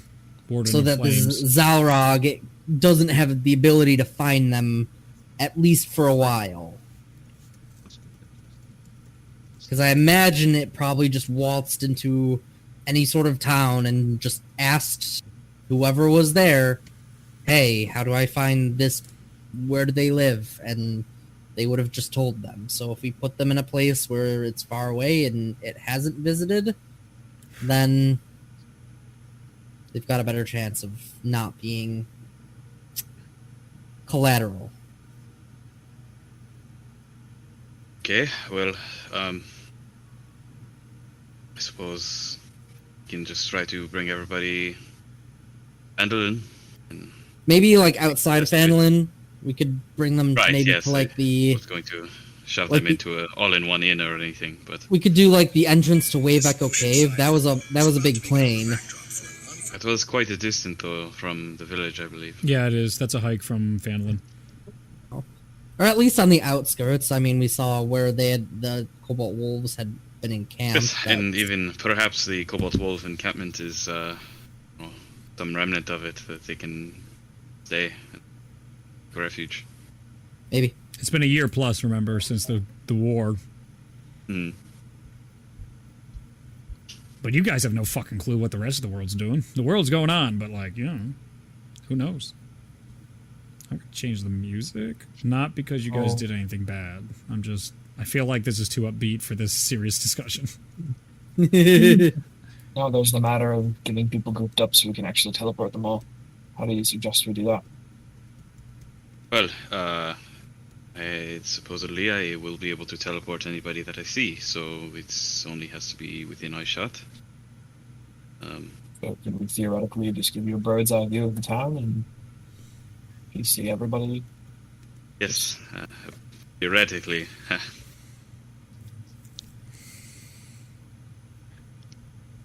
Man, on soon. it. What are the constraints of this teleportation? Could we just have Raleigh apply and look down on the town from above, and then she sees could be teleported? The key though is the individuals need to be willing. It's going to be an Otherwise, issue. my simulacrums probably would have blinked you into the plane of fire the first time he saw you. Yeah, okay, that's going to be an issue. I believe there is one way to do this then. We will go in. Ulazar, you will use your anti-magic field on top of the dragon herself. This will cancel anything within range, and I will send Morta up. Look through her eyes. We will teleport. You will have to drop the spell before, just at the same time. But perhaps we can cast it in such a way that they are not affected. But no. If I drop my field directly onto the dragon, it might be able to cause her effect to fade just long enough for you to get everybody out. Then I'll drop it. Then you'll get me out. And then Yes, it should be golden. we'll try at least. What could go wrong, right? Yes, what could go wrong?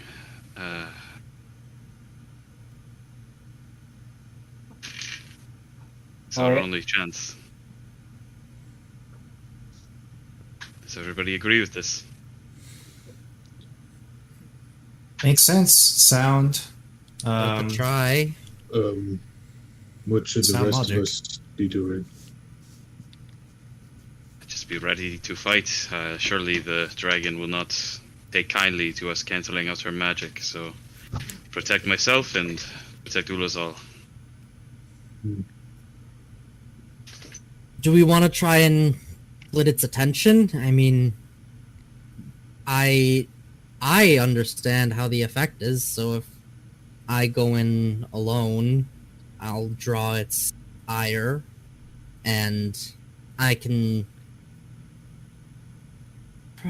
very likely convincingly act like I'm under its influence, even if I'm not.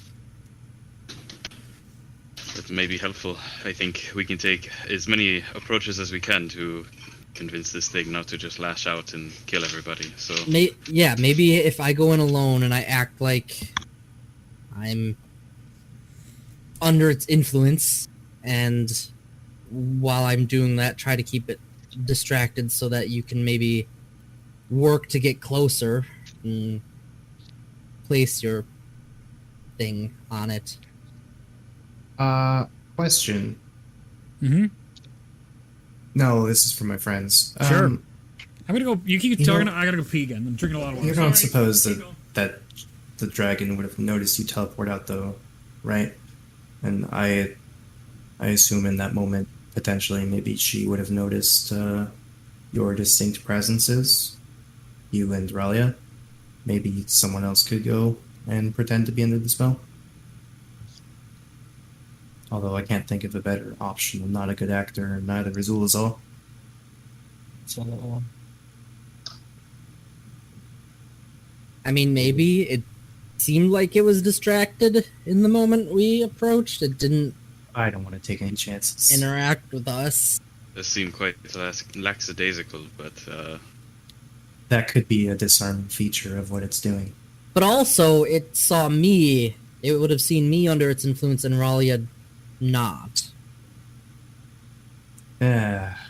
Or at I least it would have just- seen me there. I don't know. I'm just not buying the fact that we can waltz into a dragon's area of revelry and it not notice us enter and then leave. This is perhaps then it must be a frontal assault. If is that is I mean, the only other option. if you, I mean, your argument is essentially we forego any attempt at parlaying and just go straight at it. it will be tricky to parlay when its I'll- goal is to hold our family and friends hostage. yeah. What True. we don't really have any leverage over it. oh, gods can be quite arrogant. It's possible that just a few seconds really is all we need. So That's true. we I'm may be able merely to- suggesting it as a backup plan. I Maybe able don't- to test its arrogance. act as though we have completely defeated it, and it will perhaps show a display of power instead of trying to break the spell. Wouldn't that put everybody more at risk? If it tries to... I mean, what if it tries to display its power by harming someone we care about? It's possible. What other risk we can take? I mean, other than a frontal assault, I think that is our only other option. We move quickly. And I mean very, very quickly. Drop on top of it. Drop the field. Drop the teleport. Drop the field again. Get out. That's all we need. We just need 10 seconds. 12 seconds. If we can survive that, then this mission will have been a success. I mean, I think from a concept of surprise, if we know exactly where we're going, that shouldn't be as much of an issue. Just drop me right on top of the dragon's head. If I can get its head in that big old circle that I'm gonna make, should work. With its giant So his mouth entire and fangs group- and claws. Is the entire group teleporting onto its head? Like, how are the separate teleport spells going to go? Like, Yeah, that's what we have to figure out as well. We're figuring that all out right now. Just And if that we would give one teleport for us. Or we... I don't know. we just go to its feet, I think that would be sufficient. How do we get close enough for Ulazal to do his thing? You see, you see Pemoras come over and he's like, wait. If you can pretend to be charmed, and he can, and you're not, then you can just appeal to her vanity. She is one of the worst, most selfish individuals I have ever had the displeasure of meeting in my life. You could probably distract her long enough by just giving her petty compliments, letting her think she's in charge. I know Sundrel used to do all sorts of shit like that. And she would think at the end of the day that he thought the world of her. She's too stupid to understand he was insulting her half the time. One thing you may have missed from being away is I brought up going in and distracting. Oh, yeah. And Justin brought up, well, did it not seem like, would she not have noticed you guys be in front of her and then teleport away? Mm-hmm. And I was kind of like, it seemed like she was distracted at the time. So I'll bring that up because he would have overheard that conversation. Gotcha. He's like, I mean, she's going to notice if everybody starts teleporting away. She's not a fan when the party isn't about her and if every single thing isn't about her, so... But my thought is that if I go in there and because I was already under the effect, so I think I could convincingly act like I was if I go in there and think that she's won over the champion of Zahir. Mm-hmm. She's done what even Melora didn't do, technically. This is It could great. distract her long enough for us to set up our plan. You should write that down. I like the sound That's a good of one. that. I like that. I'm not sure how you could appeal to her vanity more than telling her she's better than Mom. Rise and Delius. And so, I mean, if I show up alone, yes, that might be cause for concern from her end. She might question it. But I think I could convincingly get through to her vanity without lying. I just have to pretend I'm being as truthful as possible to her and convince her of that fact. Could be a good enough distraction for it all. It'll work. And that would allow you time to get into a better position so that maybe just Ulazal himself is teleported onto the dragon's head. We disrupt her ability maybe for a brief moment. My teleporting is... my magic and dragon god magic doesn't work well together. Otherwise, I'd be helping this out too, but I gotta stay away from them. They're the worst. How does that sound? We get in close. I try to distract her. You take a moment. You set up. Once it seems like you're in position, Ulazal goes in, disrupts her ability. Ralia, you get your bird's eye view, get everybody in town out, and at that point, we can get out. And Mansoon brings the pain. He's just been gripping the railing, and they've all been going over with all the cloaks. There's more now, by the way. Like, there was 2, now there's 7, and they're all just on the railing, looking over and talking about stuff and nodding to one another. Their cloaks look pretty battle-worn as well. It looks like they've been seeing a lot of arcane battle recently, this group. So it is very strange to see these on your side after years of fighting them as enemies. And it's kind of nice. Kind of nice. How does this plan sound? Nothing's going to go the way we want it to, but it's worth a shot. As long as I can just get in position. You guys can make the rest happen. The shots we have. All right. So tell me, how are you doing this? Are you... tell me where the first teleport spell's coming in. The whole group's teleporting to where? Well, first of all, I'm going to say to Mansoon. Mansoon, if I teleport everybody but Ulazal, could you teleport him directly onto the head of the dragon? I could, but that might give away something is amiss. If I teleport him on the head, my presence will be known, as I have made it remarkably known in your absence. You will have to fill me in on all the details of this Skybreaker Pemoras has told me so much about. But if I show up, she may understand there is a ruse immediately. I believe in one of our encounters I may have already dropped a city or 2 on her. But what if do you have to I can do it.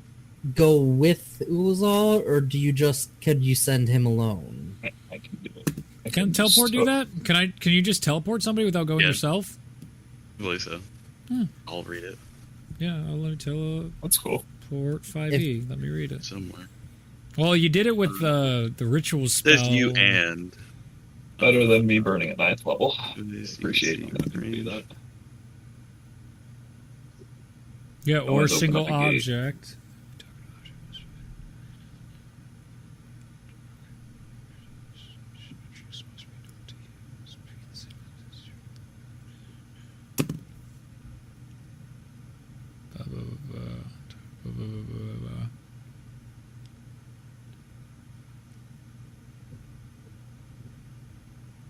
Range 10 feet.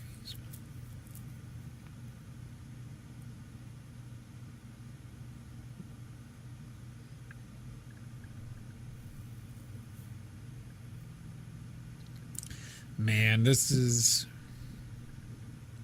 Rules as written sounds like you can teleport an object Not by a itself, person. but not a person. Which is weird, but yeah. Yeah, I think I'm going to stick to it just because I like this encounter, how it's been a fun challenge for you guys to solve. So I'm going to say it's not possible right now, and Mansoon Magic isn't going to save the day on this one. He already helped you a little. Where exactly is she? She's on. She's directly on the castle. Yes, so this is a place that is familiar to all of you. I mean, you've lived here and spent many hours here already. She's Ulazal, not on your you- temple, though, Ulazal. She's not there. Okay. Pregnant wife needs him.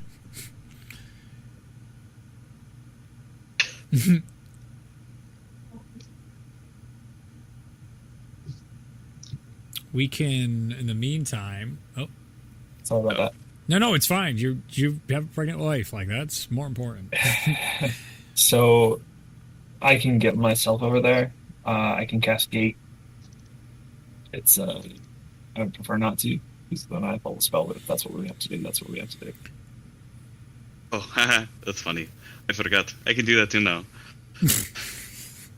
For free. Wait, excuse me, for free? Yes. This cube thing that I have here. You do Works have the cube great. thing. You used it already for Plane of Fire, I believe, once. Yeah, it's got 3 charges. Mm-hmm. So, yeah, I should be able to cast Oh, Gate. could we set it?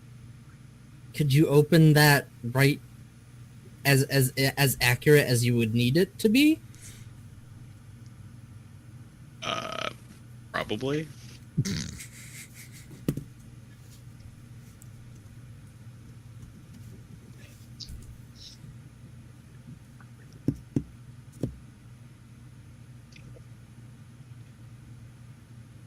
So we teleport Perhaps. to within walking distance of the dragon. Ralia walks on top of the building and hides and waits. Sends Morta up. Just so that Ralia is outside of the distance of my magic circle, my anti-magic circle. Aerie is going to distract the dragon while I get into position. And am I gating up to the top of the dragon? Can I do that? I'm not sure. It's a weird spell. It's like an interdimensional. No, you can't. It's a- Yeah, it's a different plane. It's a different Yeah. plane. You're gonna gate. If you gate, you go to a different plane. That's why it wasn't making much sense to me. Right. Okay. You would need 2 gates. You'd have to gate to a plane. Yeah. So I mean, And I'd have to show incredible restraint to not have something like instantly grab you and distract you, and then you'd have to Yeah. gate back. if I just had like a second level freaking Misty stuff, that'd be incredible. But I don't because I'm a cleric.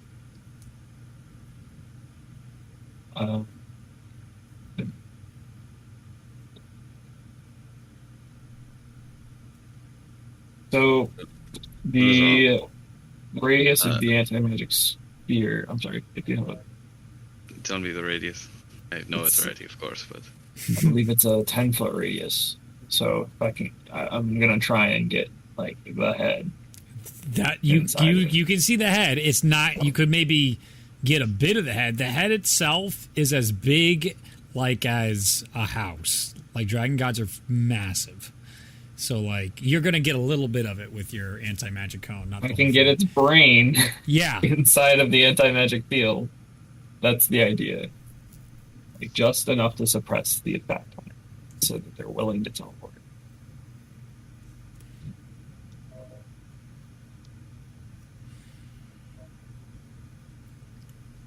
I think that would work way better than I know what the.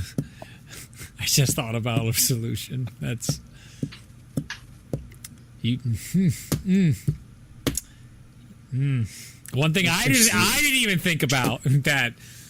Now that we've had enough time to mull it over, you guys are out of teleports. It's like you don't have enough teleports. Man, this problem has come up before, hasn't it?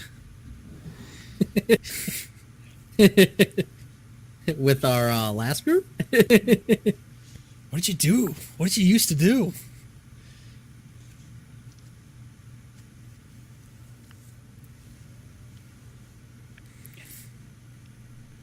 I mean, we talked to the Black Staff a lot. Oh, she sure helped. She did help, right? Mm.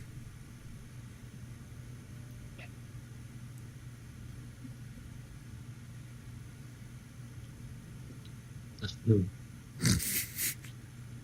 I feel like Mazzo's sitting on his butt right now, like playing with his hands on the stone of the balcony right now. Who's that guy that chauffeured us around all the time? You guys can make a history check. I know who it is. I know. Good. Everybody can make a history check right now, though. Mazno's suggestion here. 8. How much was all? 23. 23? 14. 14? Oh, Bellona?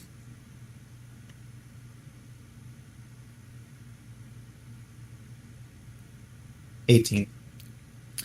It comes to Ulazal and Bellona just after Ralia remembers, oh yeah, there was this very strong mage named Torleaf that was a great help at teleporting people out. Maybe he could help us out. Out of curiosity, how does you mentioned using that spell called Gate? How does that work? It's one plane to another. 60-foot distance. Can only enter in through the front. Okay. It gets tricky with gods. Some gods have the ability to disallow gates in their presidents. It can prevent portals from being created. You see, Mansoon turns, wait, I like this better, as he comes over. Do you know the plane of fire?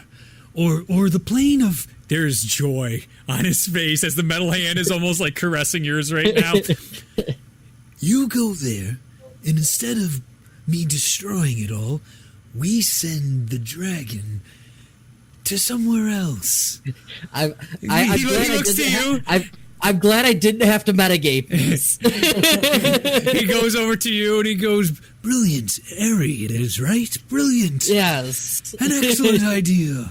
This is the trouble when I deal with these creatures. They obscure the smarter path.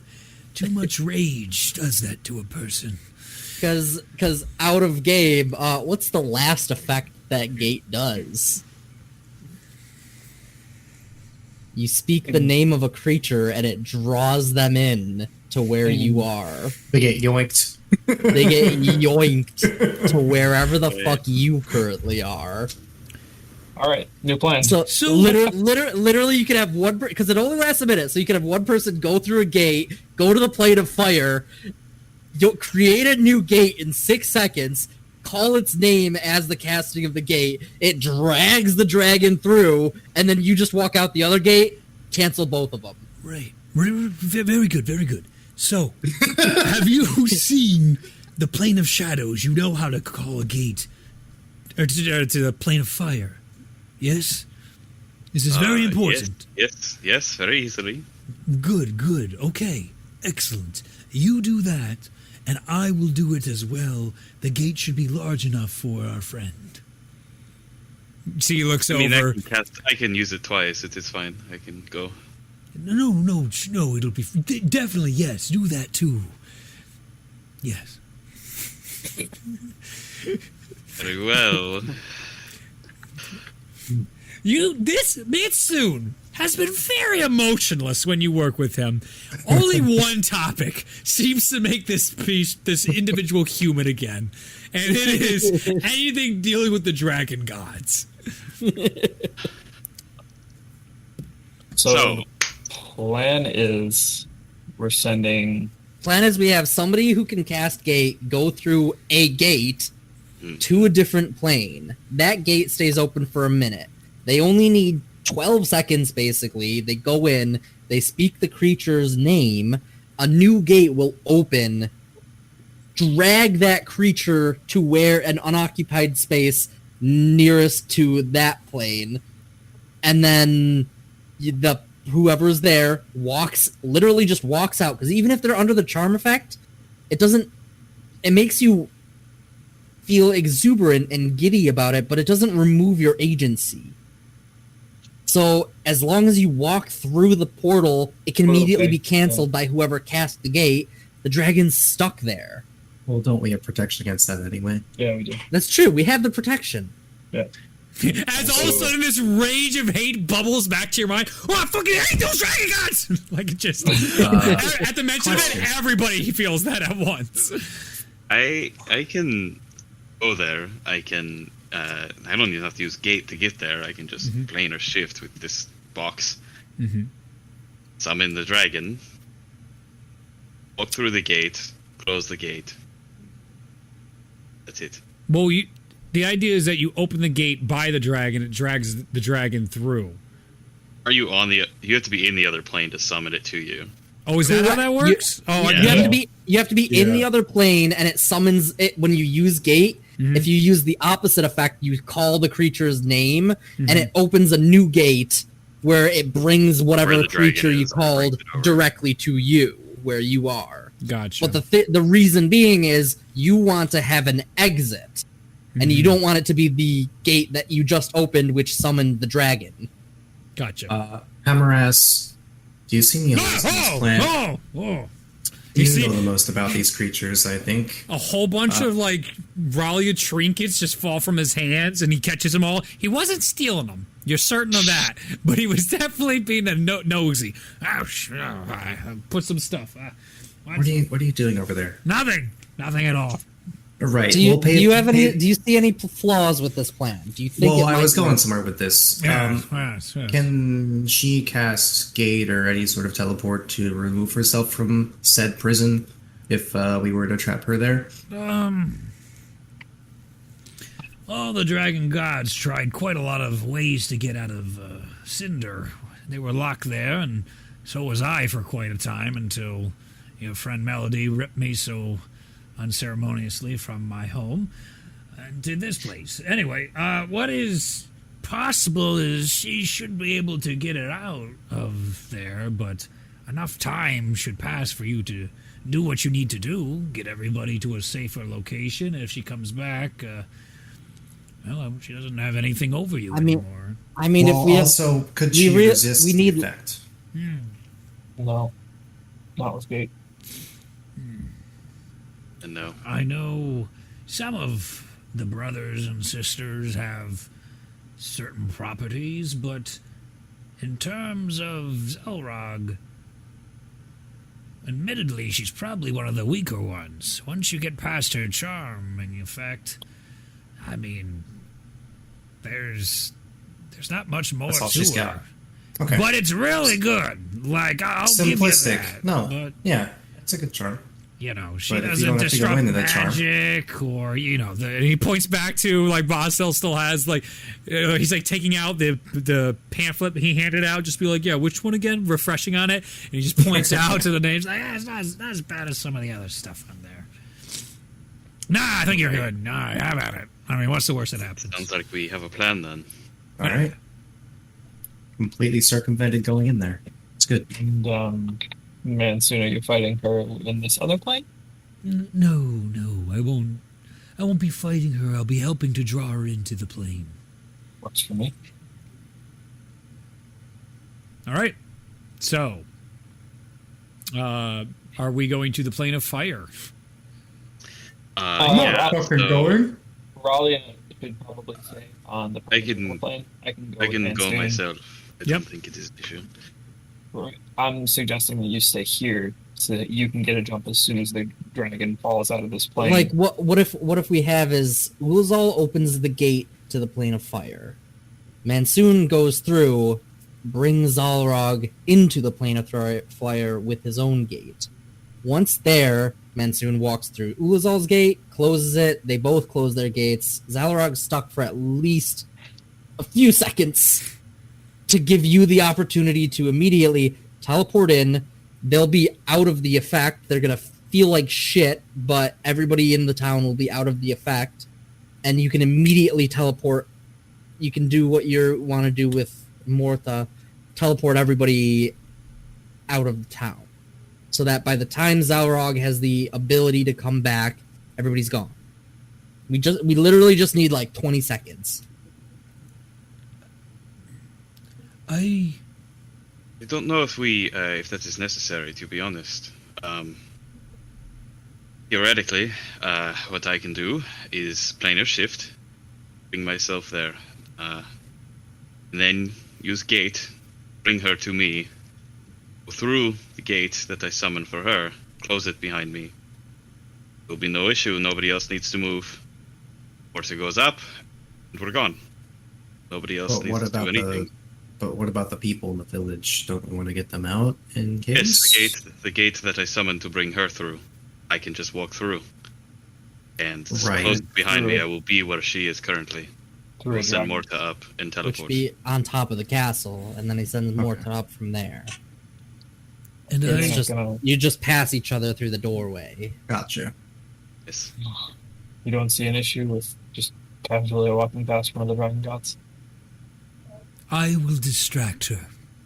Okay. This works for me. So are you coming with me then? Yes, indeed. And I'll bring a couple of my esteemed colleagues. You see two of the black cloaks come with him. Very well. First of all, I'm going to cast Tasha's Otherworldly Guise on myself to do the other one. Yep.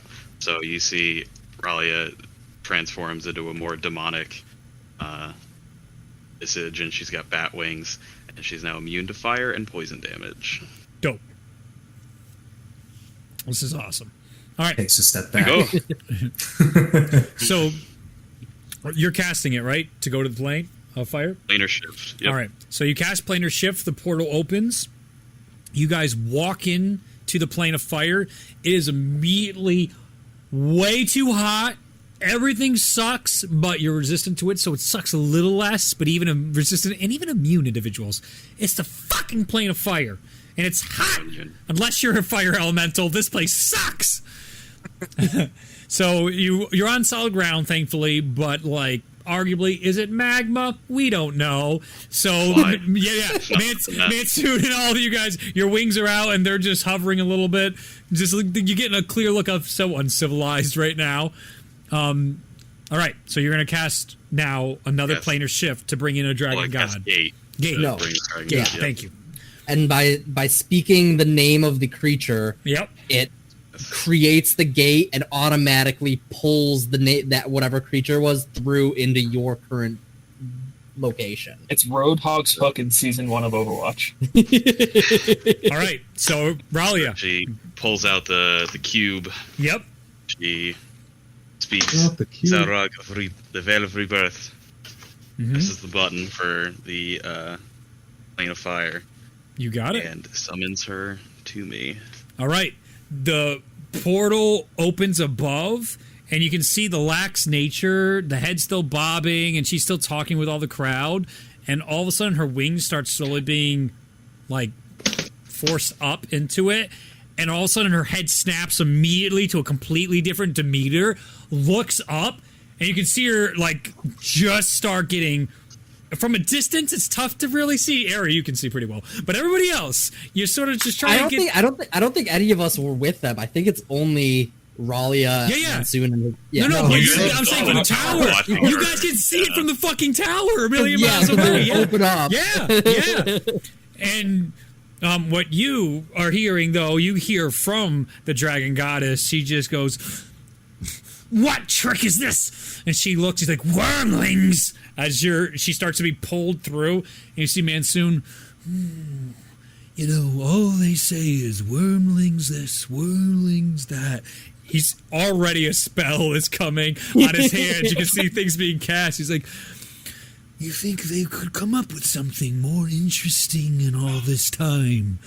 and you see her being like, and she goes right through on the planar shift. And just as she's about to clear the planar shift, you see Mansoon. He casts another gate. I keep saying gate. You planar shift, but he casts gate. But you see, go ahead and give me an Arcana check. Oh He's gonna bring a Titan 36. in. 36. Let them fight. You recognize that as the plane of pandemonium he's opening up. And as he opens that up, she comes in, as she comes in, she goes, "Wretches! I will destroy and eat everyone." As she's still talking, he goes, "Zelrog, Veil of Rebirth." And you see her go, "What?" And all of a sudden, she starts getting pulled to the plane of pandemonium. And he goes, Now it's your cue to go. and with his other hand, you see all of a sudden another spell go off, and this black hole forms inside the plane of fire, and you start seeing her body is being pulled into the black hole and into the plane of pandemonium right now. oh my god. I am running towards the gate while screaming back, "What a pathetic little wormling!" The rage on her is visible The fucking joy on Mansoon is memorable. You would think this is a child that got a new toy holding up incredibly high-level magic trying to rip apart a dragon god. The gate closes as the others are like supporting Mansoon as he's holding the spell together, as you can start to see the dragon is starting to get pulled apart. But like she is, but you see fire building up as it's about to blast onto Mansoon as the gate closes.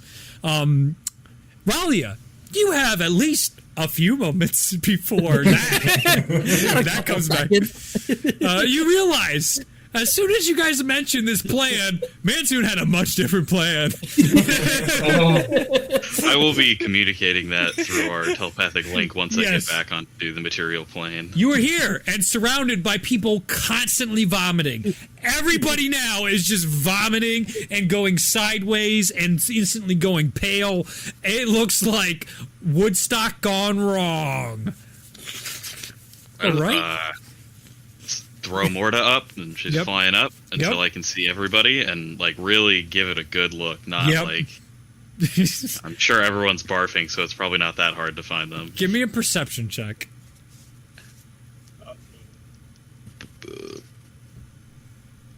23. Thank goodness you took your time, because there were some stragglers. There were definitely people that were having a grand old time in places unseen. But they're back and vomiting, and many vomiting, and some actually having the real bad effect of coming out of multiple areas at the same time. You can see, you get a good feeling this is at least everybody that's here that was under the spell. You could probably get them all now. I will teleport to Phandalin. All right, you will crush the stone as you teleport to Phandalin, and it drags all these sick and vomiting individuals right outside of Phandalin. Okay, just outside, just outside the walls of Phandalin, as you can see, like a familiar guard from your time when you guys came in here and freed them on top of the ramparts. As you guys appear, and standing over these sickly, disgusting people, or flying over these sickly, disgusting people, who are growing up with Ralia with demonic bat wings and horns. And you see him immediately go over and hit something, and a flare goes up into the air. He's like, It's a sign. Your voice, as you stated, is demonic. So it is fine. It is fine. You see the other guy next to him? Hits another flare going up into the air. Panic. I'm just gonna as you're descending down, land on the wall. Yep, you see them both. Yep, as it dissipates, you see them both start to recognize you. Oh, it's fine. Right. These people need help though, like quickly. That's what the flare was for, right? For helping people. Yes, ma'am. You see, there is a. Give me a persuasion check, because they're not sure if you're okay right now. 13, not great. There is some looks between the two of them, like, yo, we were told some shit, and if we saw anything weird, don't believe it, because dragon gods could do all kinds of things we don't understand. Yes, it is for people above your pay grade to believe me. Now just go get them. Well, they're going to be on their way. This is fine. This is fine. You see other people on the walls, like, looking over, and there's a rush of. You see a lot of gray hand cloaks running on cavalry, their horses, towards the walls to see what's going on, and. In fact, one of the people on guard is Liliana, and she's in her paladin armor, comes out of one of the areas that's like clearly like a headquarters of sorts, but she stays close to the wall in case while she's on call. She comes out, and they look down, and she's just like, oh, Captain, there's like 1,000+ people outside right now vomiting, and Ralia brought them. I think this is good news. I'm gonna communicate through our telepathic link to everybody. Yeah. And say, perhaps if you guys can come, bring everybody. Perhaps Pemeraz can bring you. Back to you guys. You see, Don't forget Pemeraz that. is now just put the books away. He's looking through some books, and he's like, We've got a few seconds of just like, "Yep." oh, did it work? We saw the dragon go, and Then all of a sudden you see like a little bleep, like slowly floating down with the big bat wings, and then Morta goes up at a distance. You like only area can see. Even it's like a little dot. She's so small, and all of a sudden like this, poof. Everyone's gone. All the shit's still there. And then okay. some little more time, and then the telepathic link hits the group.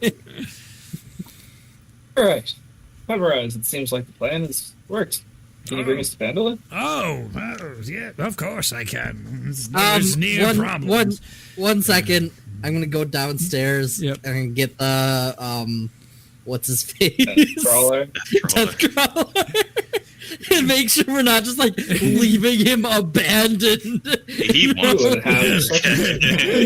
Something tells me, number one, he wouldn't care. Number two, he probably prefers it this way. You go downstairs to the floor where there's like a trap door, and that's where it comes from. You can see there's actually like some makeshift device right now preventing the lock mechanism from locking, so he can just come in as he wants. Gosh. In your absence, clearly came around, unlocked it, and came back through. But as you go down and yeah. like tell him we're about to leave and that everybody in town is gone. Oh, no, as in they've left this world. They're dead now. No, they're just in a different place of Zenya. Bodies litter the streets everywhere. No. Oh, that's terrible. Great news. Great news. You've given me much joy on this day. Do you want? We're about to leave. Do you want to come with us rather than be left here all alone? I mean, I'm normally alone, and you hear like 2 or 3 other voices groan. He's like, "Oh, of course, you know what I mean." Are we going somewhere? Should I be? What does the mistress think I should do? She told me to stay here and do things. I don't know. Like, I'm just offering because we're leaving and I don't know when we're coming back. oh, could be a lot of time for research and stuff like that. Maybe you've missed a body or two. What's just taking you all so long? Are you... Oh, Harry, it's time to no go! problem. I just call through the thing. Raleigh, do you want Deathcrawler and the others to come, or do you want me to just leave him here? Oh, surely he's fine. If he dies, he'll be happy. I'll just bring him back up, and he'll probably be better that way. I'll just turn. She wants you to stay here, and I'll just turn and walk back. Before, just as you're turning and to walk away, you hear him just be like, "The mistress weighs word," or some shit like that. All right, bye bye.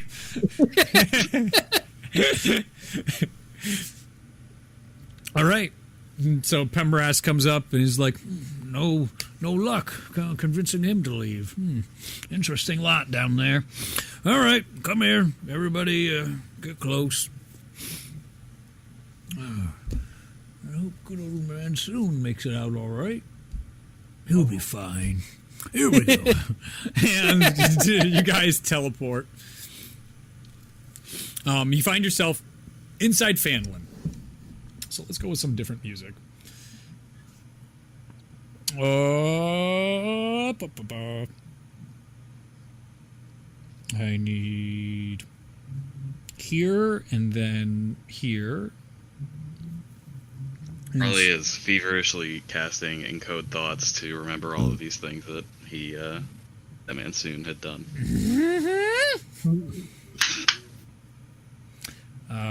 You saw a lot of magic, you likey. The wonders of a wizard that has had millions of years to do research. What it can do.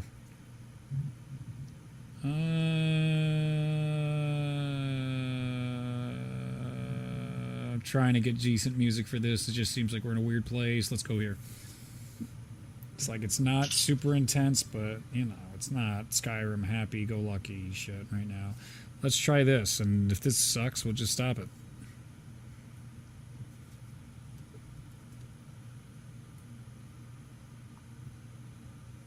Did I stutter? Oh, I just put that in a different chat, not our music chat. Haha.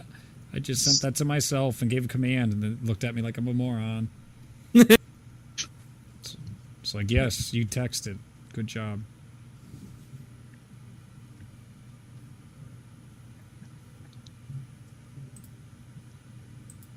This is so happy. Very happy for. Yeah, I don't know about this. This is like Fire Emblem victory music. Yeah. No, we'll wait on that. No. Let's do the other one. Where's? Oh, that's so happy. Where was? What do you mean? There was. Yeah, we'll do. There was town like Hamlet or town turmoil. Let's go with turmoil. Where'd it go? No, I can't find it. Just want you guys to know I pulled up a list of 75 compliments for a section of that plan. I was prepared.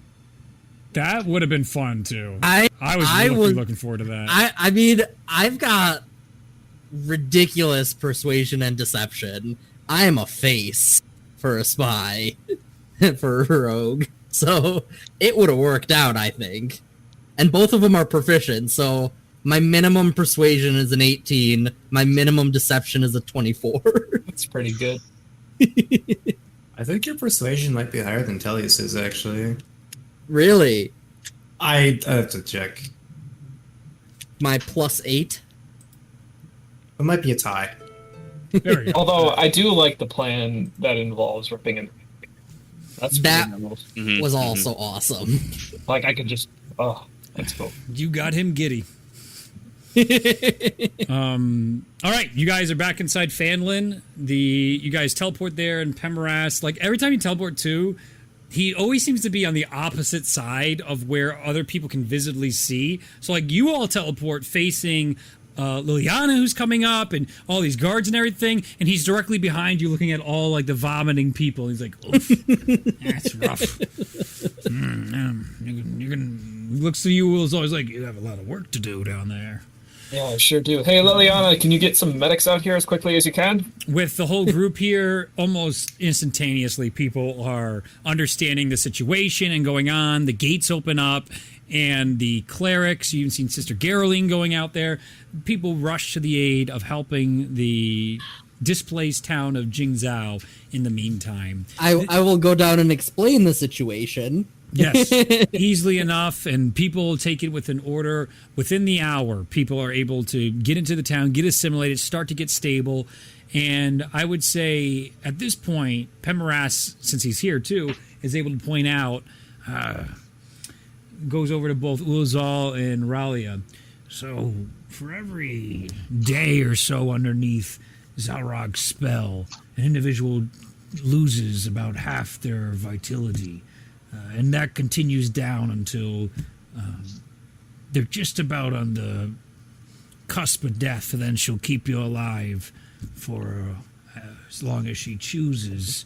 She's pretty cruel and awful, but healing spells will go a long way for all these individuals. They've probably are going to be knocking on death's door soon if they were under there for 2 days. Have fun with that. And then he walks away. he expresses concern, but he's not that concerned. I just want to ask Liliana, Yeah. Is there enough space to house all of these people, or do we need help in that? No, I think we're all right. We have been expending quite a bit since your first, the humble beginnings of your friends Marsnell and Ulazal visiting us here. We actually prepared for this because of the All War. We had our expansions, and then in our year afterward, this was actually becoming quite a hub. It's the makeshift. As you guys is so offended. Liliana, I know I look a little bit different, but Who'd I say I was something? there. No, you He only just said wasn't on the Mazdal and Ulazal. And no one else. You do look very You different. know what? You know what? Your passive stealth She doesn't even know you're there. I literally went She's like, who's She did. talking to me? She Who's talking did. to me? But then you walked away and you pulled a Batman on her. And now you're like, well, yeah, I was literally there on like the opposite side of her now. She's like, oh, yes, of course. I didn't know you were in front of me. Like, okay, anyway, yes. This is actually the makeshift capital of Freya right now. And we are continuing I the think it's expansion. the only standing city in Freya at the moment. Yes, that is.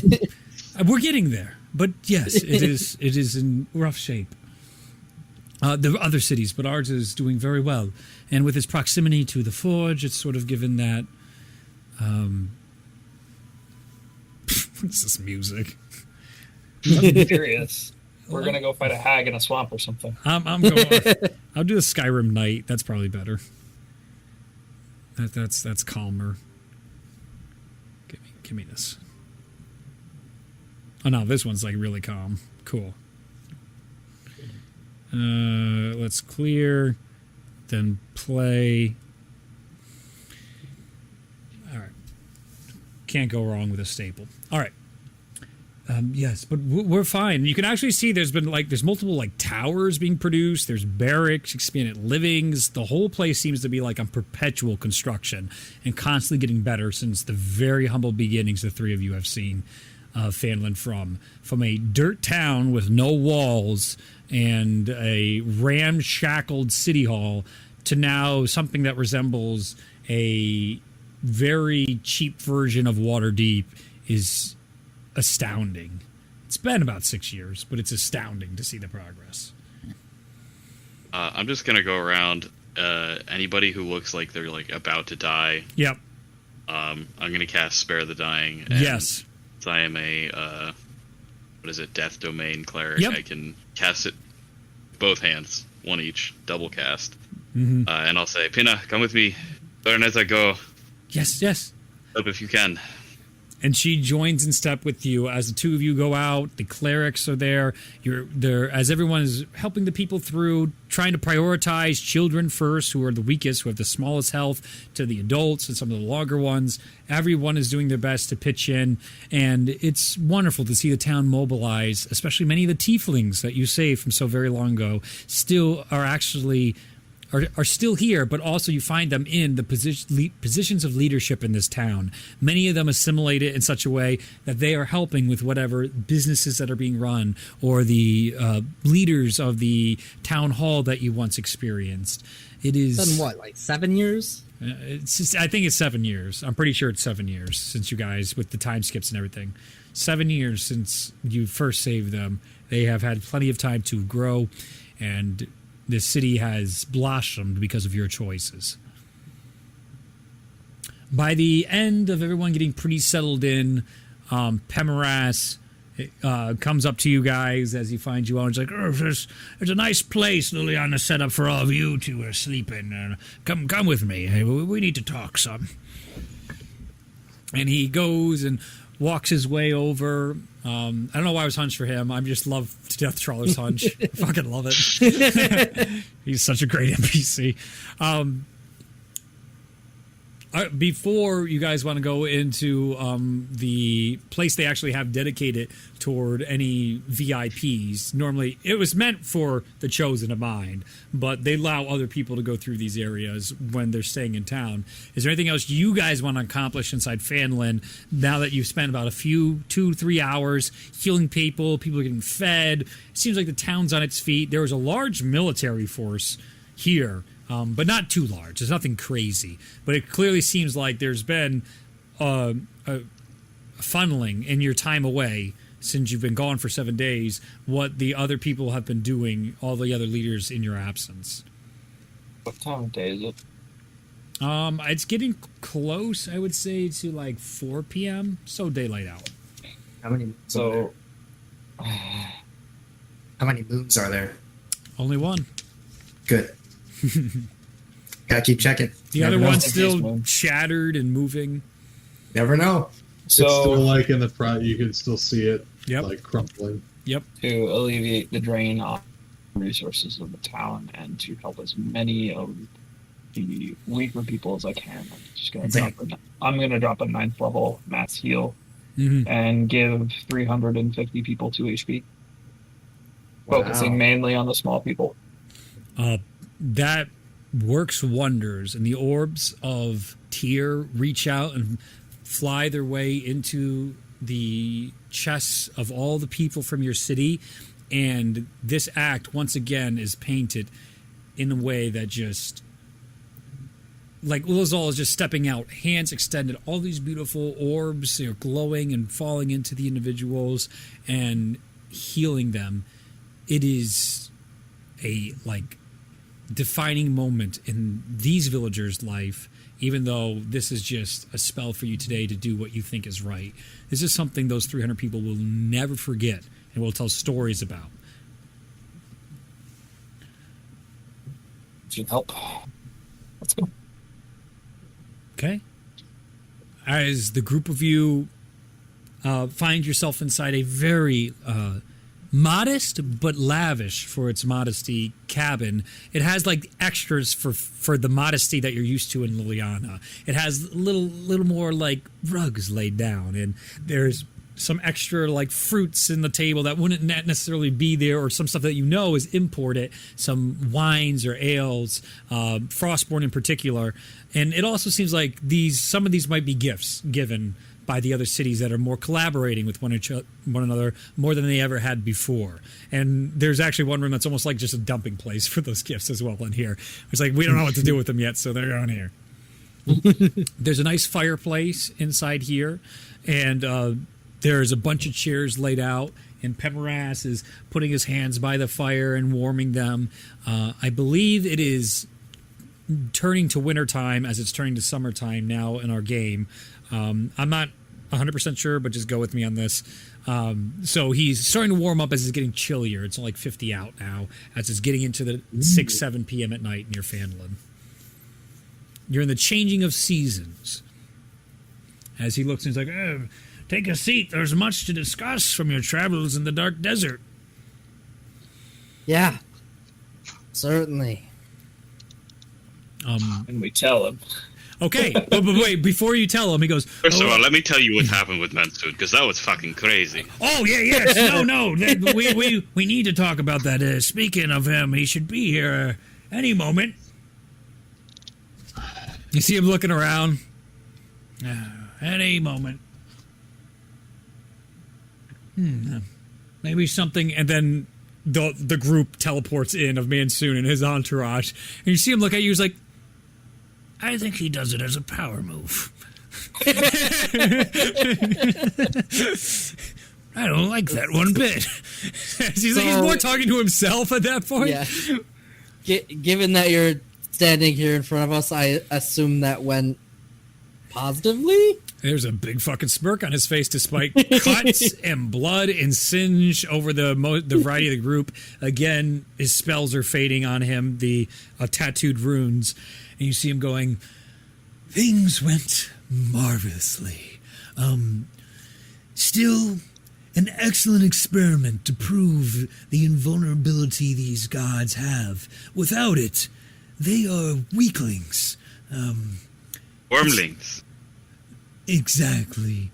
To see the way her body twisted and tore, but refused to break. It's almost better in some instances. She'll be out as soon as she puts herself back together. You should really show me that spell, that gravity well that you use, whatever that was. It looks fabulous. Ralia, you have put me in such a good move. I'll do you one better. As he puts inside your hand a device that is familiar to the group, that you've seen very briefly when you were all together, that the individual Eulyris once had. That's an oracle. If you solve it, you deserve what you find on the other side. And I know you'll solve it. Now, I think there's a lot of catching up we need to do with one another. You have information, I have information, and I think we should start on equal ground. With the returning of many of our memories that were being withheld by he sickening as he's coming back to the idea of gods controlling people. Before he says the name, though, Yep. I cut in and I Yep. say the corrupted version of Melora. An eyebrow raises. Interesting. Though the gods try to play with us at all times. Interesting. Corrupted how? I will. Yeah, you guys can, for the sake of brevity, Yeah, explain I'll the Dark do- Desert. I'll do like a brief detour of what I experienced in the world between. I won't say who I met there. I'll just Yeah. say I had allies sent by Zahir that protected me, and then I was transitioned into a champion of Zahir, and then I'll let like Ulazal or Ralia take over and explain what occurred in the Dark Desert. And I'll explain that the karmic balance of the universe has been fucked for the past few thousand years. That- multiple thousands of years. Yeah. Yep. It's definitely millions. And Mansoon lot. is a strong listener. He listens to all of you intently and gives your attention. He picks apart through the details and continues to try and understand what you're telling him. And for one of the first times in the interactions you've had with him, it is like he's done a lot of bad things in this lifetime, and he's a lot of things, but this is a side of him that is fascinating to see. He is a person just like the rest of you. And I will kind of, as we're going through it and getting towards the end, I will kind of take a moment and I'll be, because I've heard about what he's been trying to research, and what his intentions were, and I'll just kind of make a point and say, like, to just in kind of in what Ulazal was saying, I don't believe what these gods are truly necessarily bad in a respect. I think there is a positive side to Melora's influence in the world, but the balance has been shifted such that only one side is controlling everything. I mean, as we just saw from the last collapse, it was Corland who was ostracizing his sister and controlling the world that you seem to have despised so much. And then Melora took over. An interesting hypothesis. Balance being returned is of interest, but I have no disillusions that gods are selfish and cruel beings.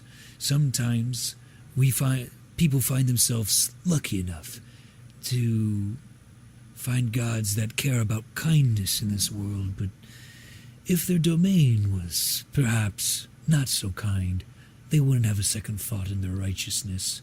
They lack the ability to self-reflect, to grow. At least that is my experience with them. But I do appreciate the hypothesis. All I'm saying is I don't necessarily believe in their ultimate destruction, but I do support a need for them to be checked, either by each other or, in this case, by us. Well, excellent So- experiments to undertake. The goal in this circumstance is to destroy Melora's current form so that can put her on equal footing with Corlin. And they can begin to regrow in harmony together once again. This is an agreeable plan, but we'll need to create this sky breaker. It's familiar. This is something that must have been played with in my memories. Names don't come to me as easily as time has gone on. That's why you take as many notes as you can to do your due diligence. But Ralia might be able to fill you in a little bit about some of that. I mean, you guys mentioned hearing a lot while they were in Ethril. I'm sure there was so much knowledge, you couldn't have consumed it all. Yes, much. My research was interrupted almost immediately of one of the old cities of the great five magocracies of my past. All stuff we will deal with, but I believe there is no avoiding some of these dragon gods, and we will have to use Skybreaker against them. The dragon gods I have no issue with destroying. They have only brought pain and suffering to this world. Then we have no conflict between us. And there's almost a relief in the followers in the room that, like, you can feel the tension in that come out of the room. Ralia, you specialize in memory magic, is that so? Do you even have to ask? No, but I thought I'd give you the pedestal. Watch closely. Give me an Arcana check.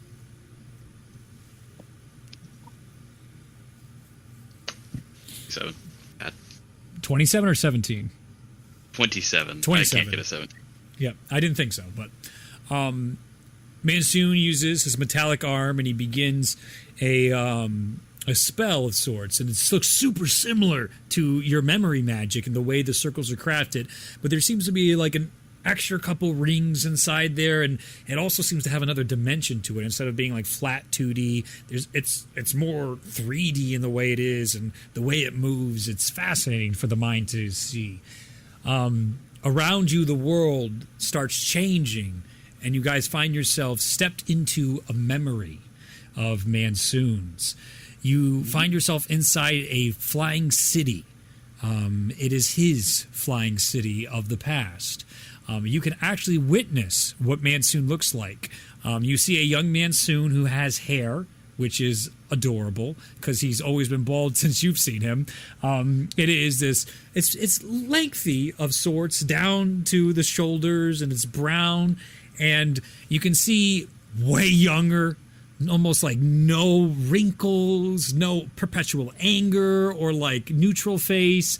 He seems like a bright-eyed young person, and next to him is his wife, or we presume his partner is, wearing a metallic arm as well. They're both in these beautiful robes. They have these trimmings on them, gold, and the robes themselves are these beautiful blues and purples. The two of them seem to be walking through or running at the moment, as it seems like there's panic. Alarms are going off inside. You can see magical spells launching into the air, and the entire place screams with magic that excites many of the casters in the group. But everybody else, it's just the architecture is just beautiful. It's foreign. It's unbelievable.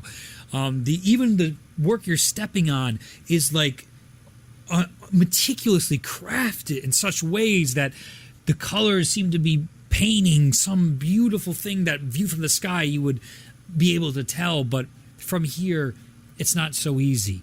The world itself has a sense, like you even are getting feelings from Mansoon, his younger version, of the connection he has to this place in this world.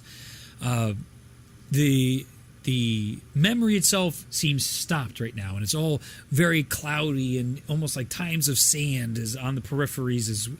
Like in the distance, you can see where the illusion begins to end, Ralia, and you're picking up very well on a lot of the magic here, but it's like taking your memory magic to that next step that you just haven't had time to research because the world's falling apart all the time on you. He lets the scene play out for you to experience and understand on your own. What you see is Mansoon rushing into an area underneath an overhang, and you can hear people screaming and crying and people shouting out through thaumaturgies out like, everyone go to the bunkers in the ward, and all this is coming through in these directions, and Mansoon and his wife are ignoring it completely. The two of them don't believe in whatever the heck is going on. That's when you see him turn over, and he goes, there could be one more place we could potentially go, and we could wait things out there. And she nods, looking at him as he reaches out. He tries to teleport, and the magic fizzles and fades out. And you see him go, and she goes, "It's too late." And from the sky, piercing through the clouds, you see this red dragon god that you have come across. At least, your group has never seen him. So you see this massive dragon come out of the sky, and just the mage tower in the center of the city just get eviscerated with fire as it burns. From the sky, all these flying creatures that seem to be all maddened are coming across the town and dropping down what appears to be these larger madness dinosaurs and other madness creatures into the town. Some Gaeshros and so forth are being dropped into this area, and you hear the joy and cackling of the dragon god. He's reveling as he begins to cast his fire, and he's holding it as he burns around the town. And he goes, "Kezarats, your day has come. I am relieving you of your curse of existing in this world, wormlings. You are a stain that is finally going to be cleaned." As he comes down to the ground, and he starts just destroying indiscriminately women, children, and the casters. The casters of this world, many of which are wearing metallic arms, are casting out toward him, trying to cast spells, all of which failing or burning out, and just it's a continuous cackle of joy on Forgath's demeanor as he claws out and like crushes one in his hands, bites another, his tail's whipping around. He's playing with his food and enjoying killing each of these. And then you see his wife turn to him, and she goes, "This is it. This is it. We should face it then. We should face our destiny." And he looks to her and he goes, "We should." And you see him cast a familiar symbol that you've seen. Have you guys seen it? I'm not sure. An arcane symbol. You might have this group. We've only seen the Mad Mage cast it. Yes. At Waterdeep. You got, and did they see, I'm not sure if your group did though, the Chosen. I don't think the Chosen saw it. I think the Heroes of Waterdeep did. We saw him start. We saw him. You saw him start. Yeah, we saw him, yes. And then he got... Yep, and he got murdered by Ragnorum, yep. So you see the familiar symbol and an arcane circle come above for the wish spell.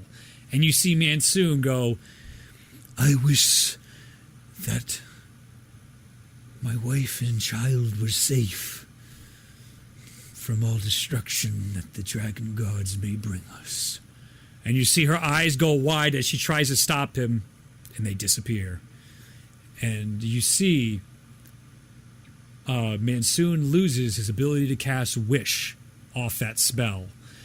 As then he goes and looks at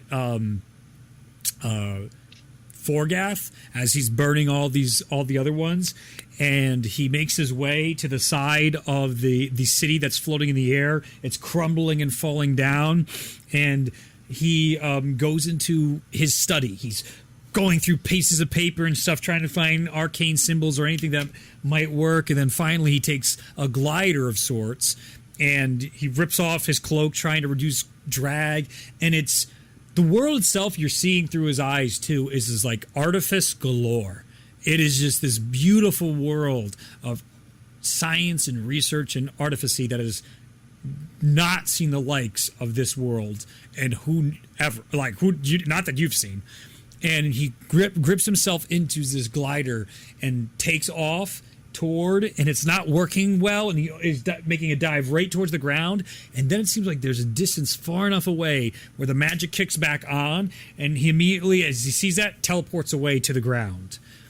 As he hits the ground, the spell dissipates, and you guys find yourself back inside the room as he looks to the group of you. This has been my struggle over the years, and I think you will better understand where we stand and why I do the things I do. I'm going to help you make Skybreaker, and we are going to use it to destroy Forgath. I gotta make sure I'm saying that right. I might be. He would never forget the name. I think that's right. Forgath. Yeah, It's something. Gaff. Yeah, Forgath. Yeah. If that doesn't work, there is something you may have come across my simulacrum. I tasked them all with research to find out a way around this. It is my suspicion that this briar root used something similar to what I have stumbled across to make the Skybreaker work effectively against gods. So, those of you with the capability of casting high-level magic, I will teach it to you right now. Who can cast 9th level spells?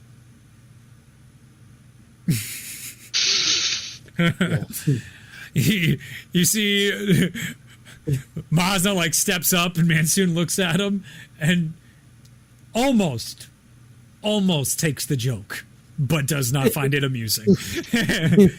And he comes to the two of you. We will need a fourth. I will talk to Tyrion. I believe we have an agreement as well. Give me your hands. As he reaches both his hands out. As you place your hands on him, he goes, As you may have encountered with my simulacrum, the runes on the floor and on the walls that created these spheres, it is a way to become a conduit to cast a spell. Unfortunately, many of my esteemed colleagues are not as powerful enough to try to utilize this, and maybe to your benefit as well. Thankfully, you are powerful enough. This is how you cast the spell, dust to dust. and you begin to see the runes inside your mind unfold, and the very things that didn't make sense inside Lian Zhao start to lock in. And there's not even words to describe the runes. It's just, this is the language of magic. And these are words for words that don't exist in your language. But what it costs is you need 4 casters inside the circles to cast Dust to Dust at 9th level. It will use all your spell slots. You must have a minimum of a certain amount of spell slots for this to work. But that upcasts it to 10th level, and it will remove the invulnerability of a god. It is the spell itself. How long? How effective is it?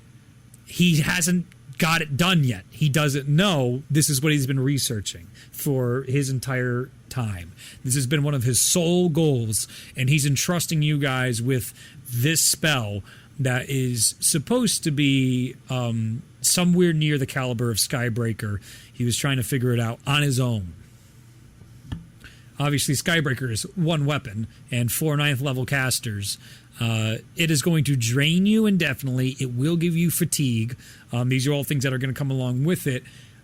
If it's cast against something that isn't a god, it will automatically obliterate the being. As the spell, his namesake says, dust to dust.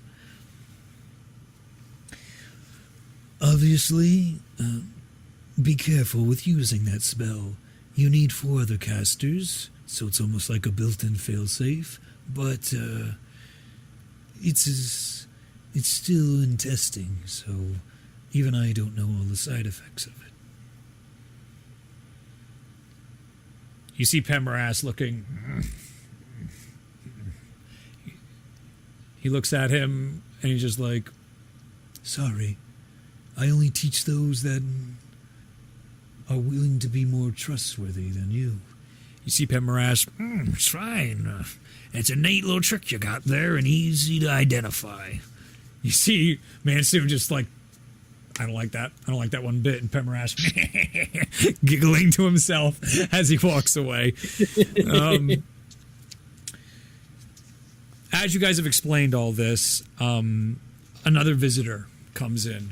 Actually, another group of visitors come in, and you can hear the clanking of their armor as a group of 5 Valkyries enter the room. And you see Pemaras. Ah, there we are. Right on time.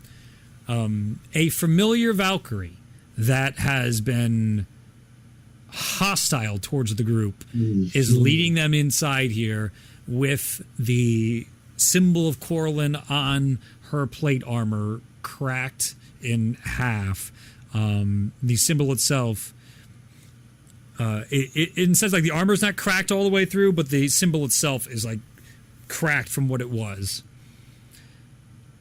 I'm just getting her name up. Was it mine? The wizard? Nope. No. No. It was I was playing that one. The one that hated Ulazal. Yep, Arior. She's the paladin Valkyrie of Corlin. As she walks in, holding the focusing crystal inside her hand right now. As the others of Eugen, Kost, Tho, and that's 1, 2, 3, 4. A Hill is the other one. Yes. That's the one I was playing. Gotcha. Yep, you took her. Or something. You removed her. One of the two. Yeah. I had to deactivate for Cool. Anyway, the 5 of them are inside the room, and she hands the crystal over to Pemaras, and he's like, very good, it's all coming together now. And she looks to the group.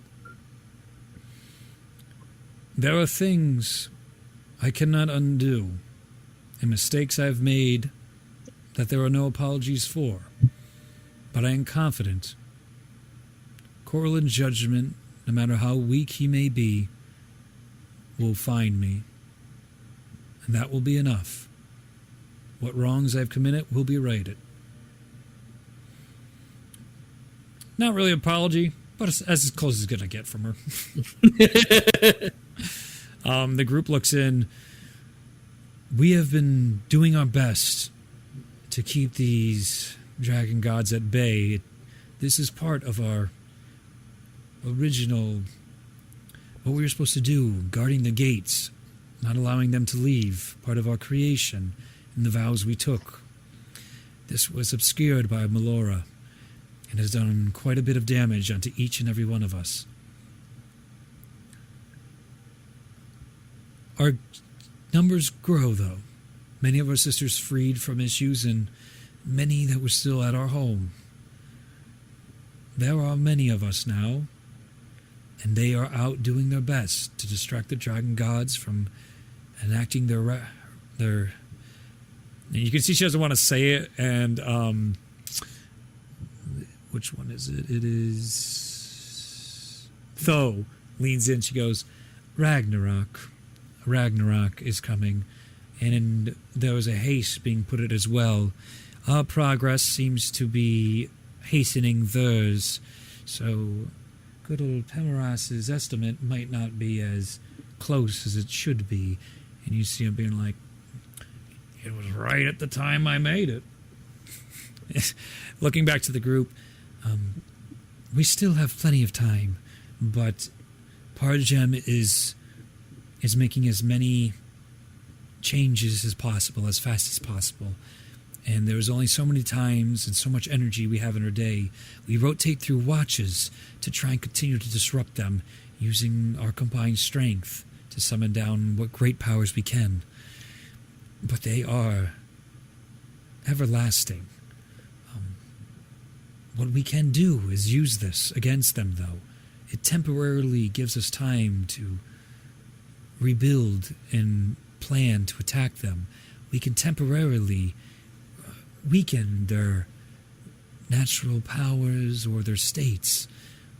This, working in conjunction with what Pemaras has told us, with Skybreaker. And you see Arior stepping again. We believe it'll be enough to take down Pargem. With our help and the use of Skybreaker, we can set things right.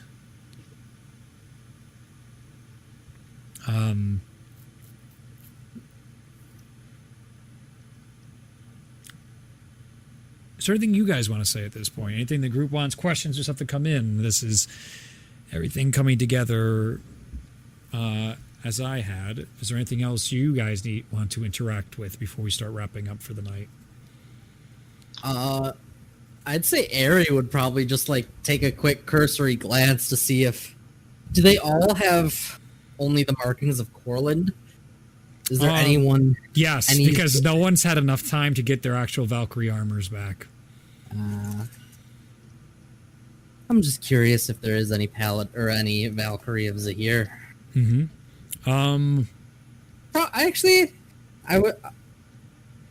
Out of curiosity, I'd probably pull Foe. Sure. Just because from just like a cursory glance, I'd probably see that she's the least like regretful looking one. Yeah. Yeah. With my perception. Yep. So I'd probably just kind of like off to the side. Yeah. Kind of just be like, by chance, is there a Valkyrie of Zahir? No. Our sister gave her life, containing... Come on, give me it. No. Oh, you tricked me. Apple, you tricked me. They're like, hey, you want to update? No, I don't. Wait, was it the Paladin or the Valkyrie of Zahir that I saw? I thought it was a different one. Where? That was containing what's his face? The general. Madness General. Vice. And I believe it was. Never mind. I wouldn't have asked that question then because I would. Yeah, I'm pretty sure it was tracking wise, but there was more than one Valkyrie of Zahir. Oh, I didn't know that, and I don't have that knowledge. No, so you still wouldn't be able to ask it, but yeah. Okay, well, I got that up now. All right. Everyone's more in exchange and catching up and discussing things.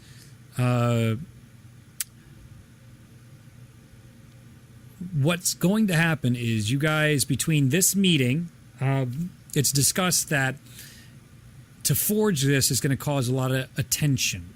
And when that happens, they're going to be sending, there's Madden armies, the Horde is still around, and that's what they've been dealing with. The other groups, the other leaders, have been trying to mitigate that. So they're trying to rally right now the forces, once again, of Brian's army with the North, Waterdeep's army with L'Oreal, and with the sons of Harulin Ryu, getting all those to defend at Fanlin, because they believe that that is the place that they can forge this. It is also where the grass gem needs to be reforged, and it hasn't been yet. And that's where the discussion is turning towards. So they're sending all the forces to Fanlin to protect it, the forge in particular, when the rest of the group returns from the Moon Forge, hopefully unharmed.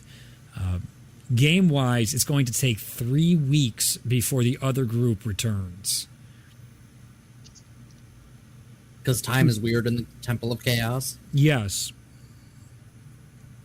Is there anything you want to do in between those 3 weeks? So I have that potion that Death Trawler created that will apparently stop the madness. It won't cure it, but it'll stop somebody who's being infected by it.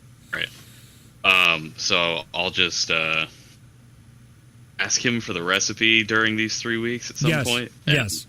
Try to get that out to all of the most important people, so that we all would have likely help with that endeavor. Yes, something. And this actually becomes a massive initiative undertaken, and also spearheaded by Mansoon as well, as he sees what it is and he goes, clever, as the way it is, and he's trying to reverse engineer it and make it even better as well. But he's not an expert in healing, restoration type of magics and stuff like that. He's got expertise in potion making, but to what degree with the madness. I would also like, before we end tonight's session to merge the two groups, so then we all know what's going forward with the next encounter, but I don't want to rush it either, right? I don't want to have you guys, so if you think of anything in between, we can also talk about that. But is there anything you want to ask the group? Anything that needs addressing? Any questions you need to ask me, DM-wise? We have a little time here just to go over all the plans for the next thing that's going to happen. The plan is to merge both groups at the Enchanted Forge and Phandalin, the Titan Forge, to forge both the grass gem, the grass stone together, and to create a Skybreaker. I'd like to attune to my new sword. Yeah, absolutely. You can do that. Easy enough to do. You get looks from Mansoon, who looks at the sword, recognizes the sword, and says nothing. I don't give a shit what he thinks. Oh, I'm sure. I'm sure. He took your sword and believe- disenchanted it. You have an endless grudge. That's not Exactly. going anywhere. Shalmir had discussed with council at some point that we needed adamantite to create the Yes. at least casting that he had, which probably is assuming is the correct thing now that she's seen it and she can compare. Yes. They're taking care of that while you guys are gone. That is a very possible thing that has been discussed, and that's the return to Waterdeep, and they find the adamantite safe that you guys hid away, and they're getting that prepared and getting that ready during this time. Perfect. Cole in particular is helping with all the states of the forge as well. She's trying to make sure everything is as available as possible to Shalmir when he returns to do this. Her and her sisters are going to be trying to distract the dragon gods when this happens. Notably, the day that the other crew is returning, you guys begin hearing ping across the world. Ping, ping. It goes on for quite a bit. And then it starts to go on a little too long. Like, you guys don't like how it's still going. And it's still going. And it's still going. And then you can see your group starts to go up to Pemoras, and you, like, everything's all right. Like, your group seeking him out, and Pemoras, like, sounds like he's having a grand time. No stopping him. If he was dead, he couldn't be pinging it. They're doing great. Ping, ping. Then there's a moment with those that are around Pemoras at this time. You just see Pemoras' eyes go, oh, shit. Okay. He stands up. He looks over to whichever of you brought it up to him, and he goes like, you're a thinker, aren't you? Okie dokie. Where the fuck is he? Right. All right. And he disappears.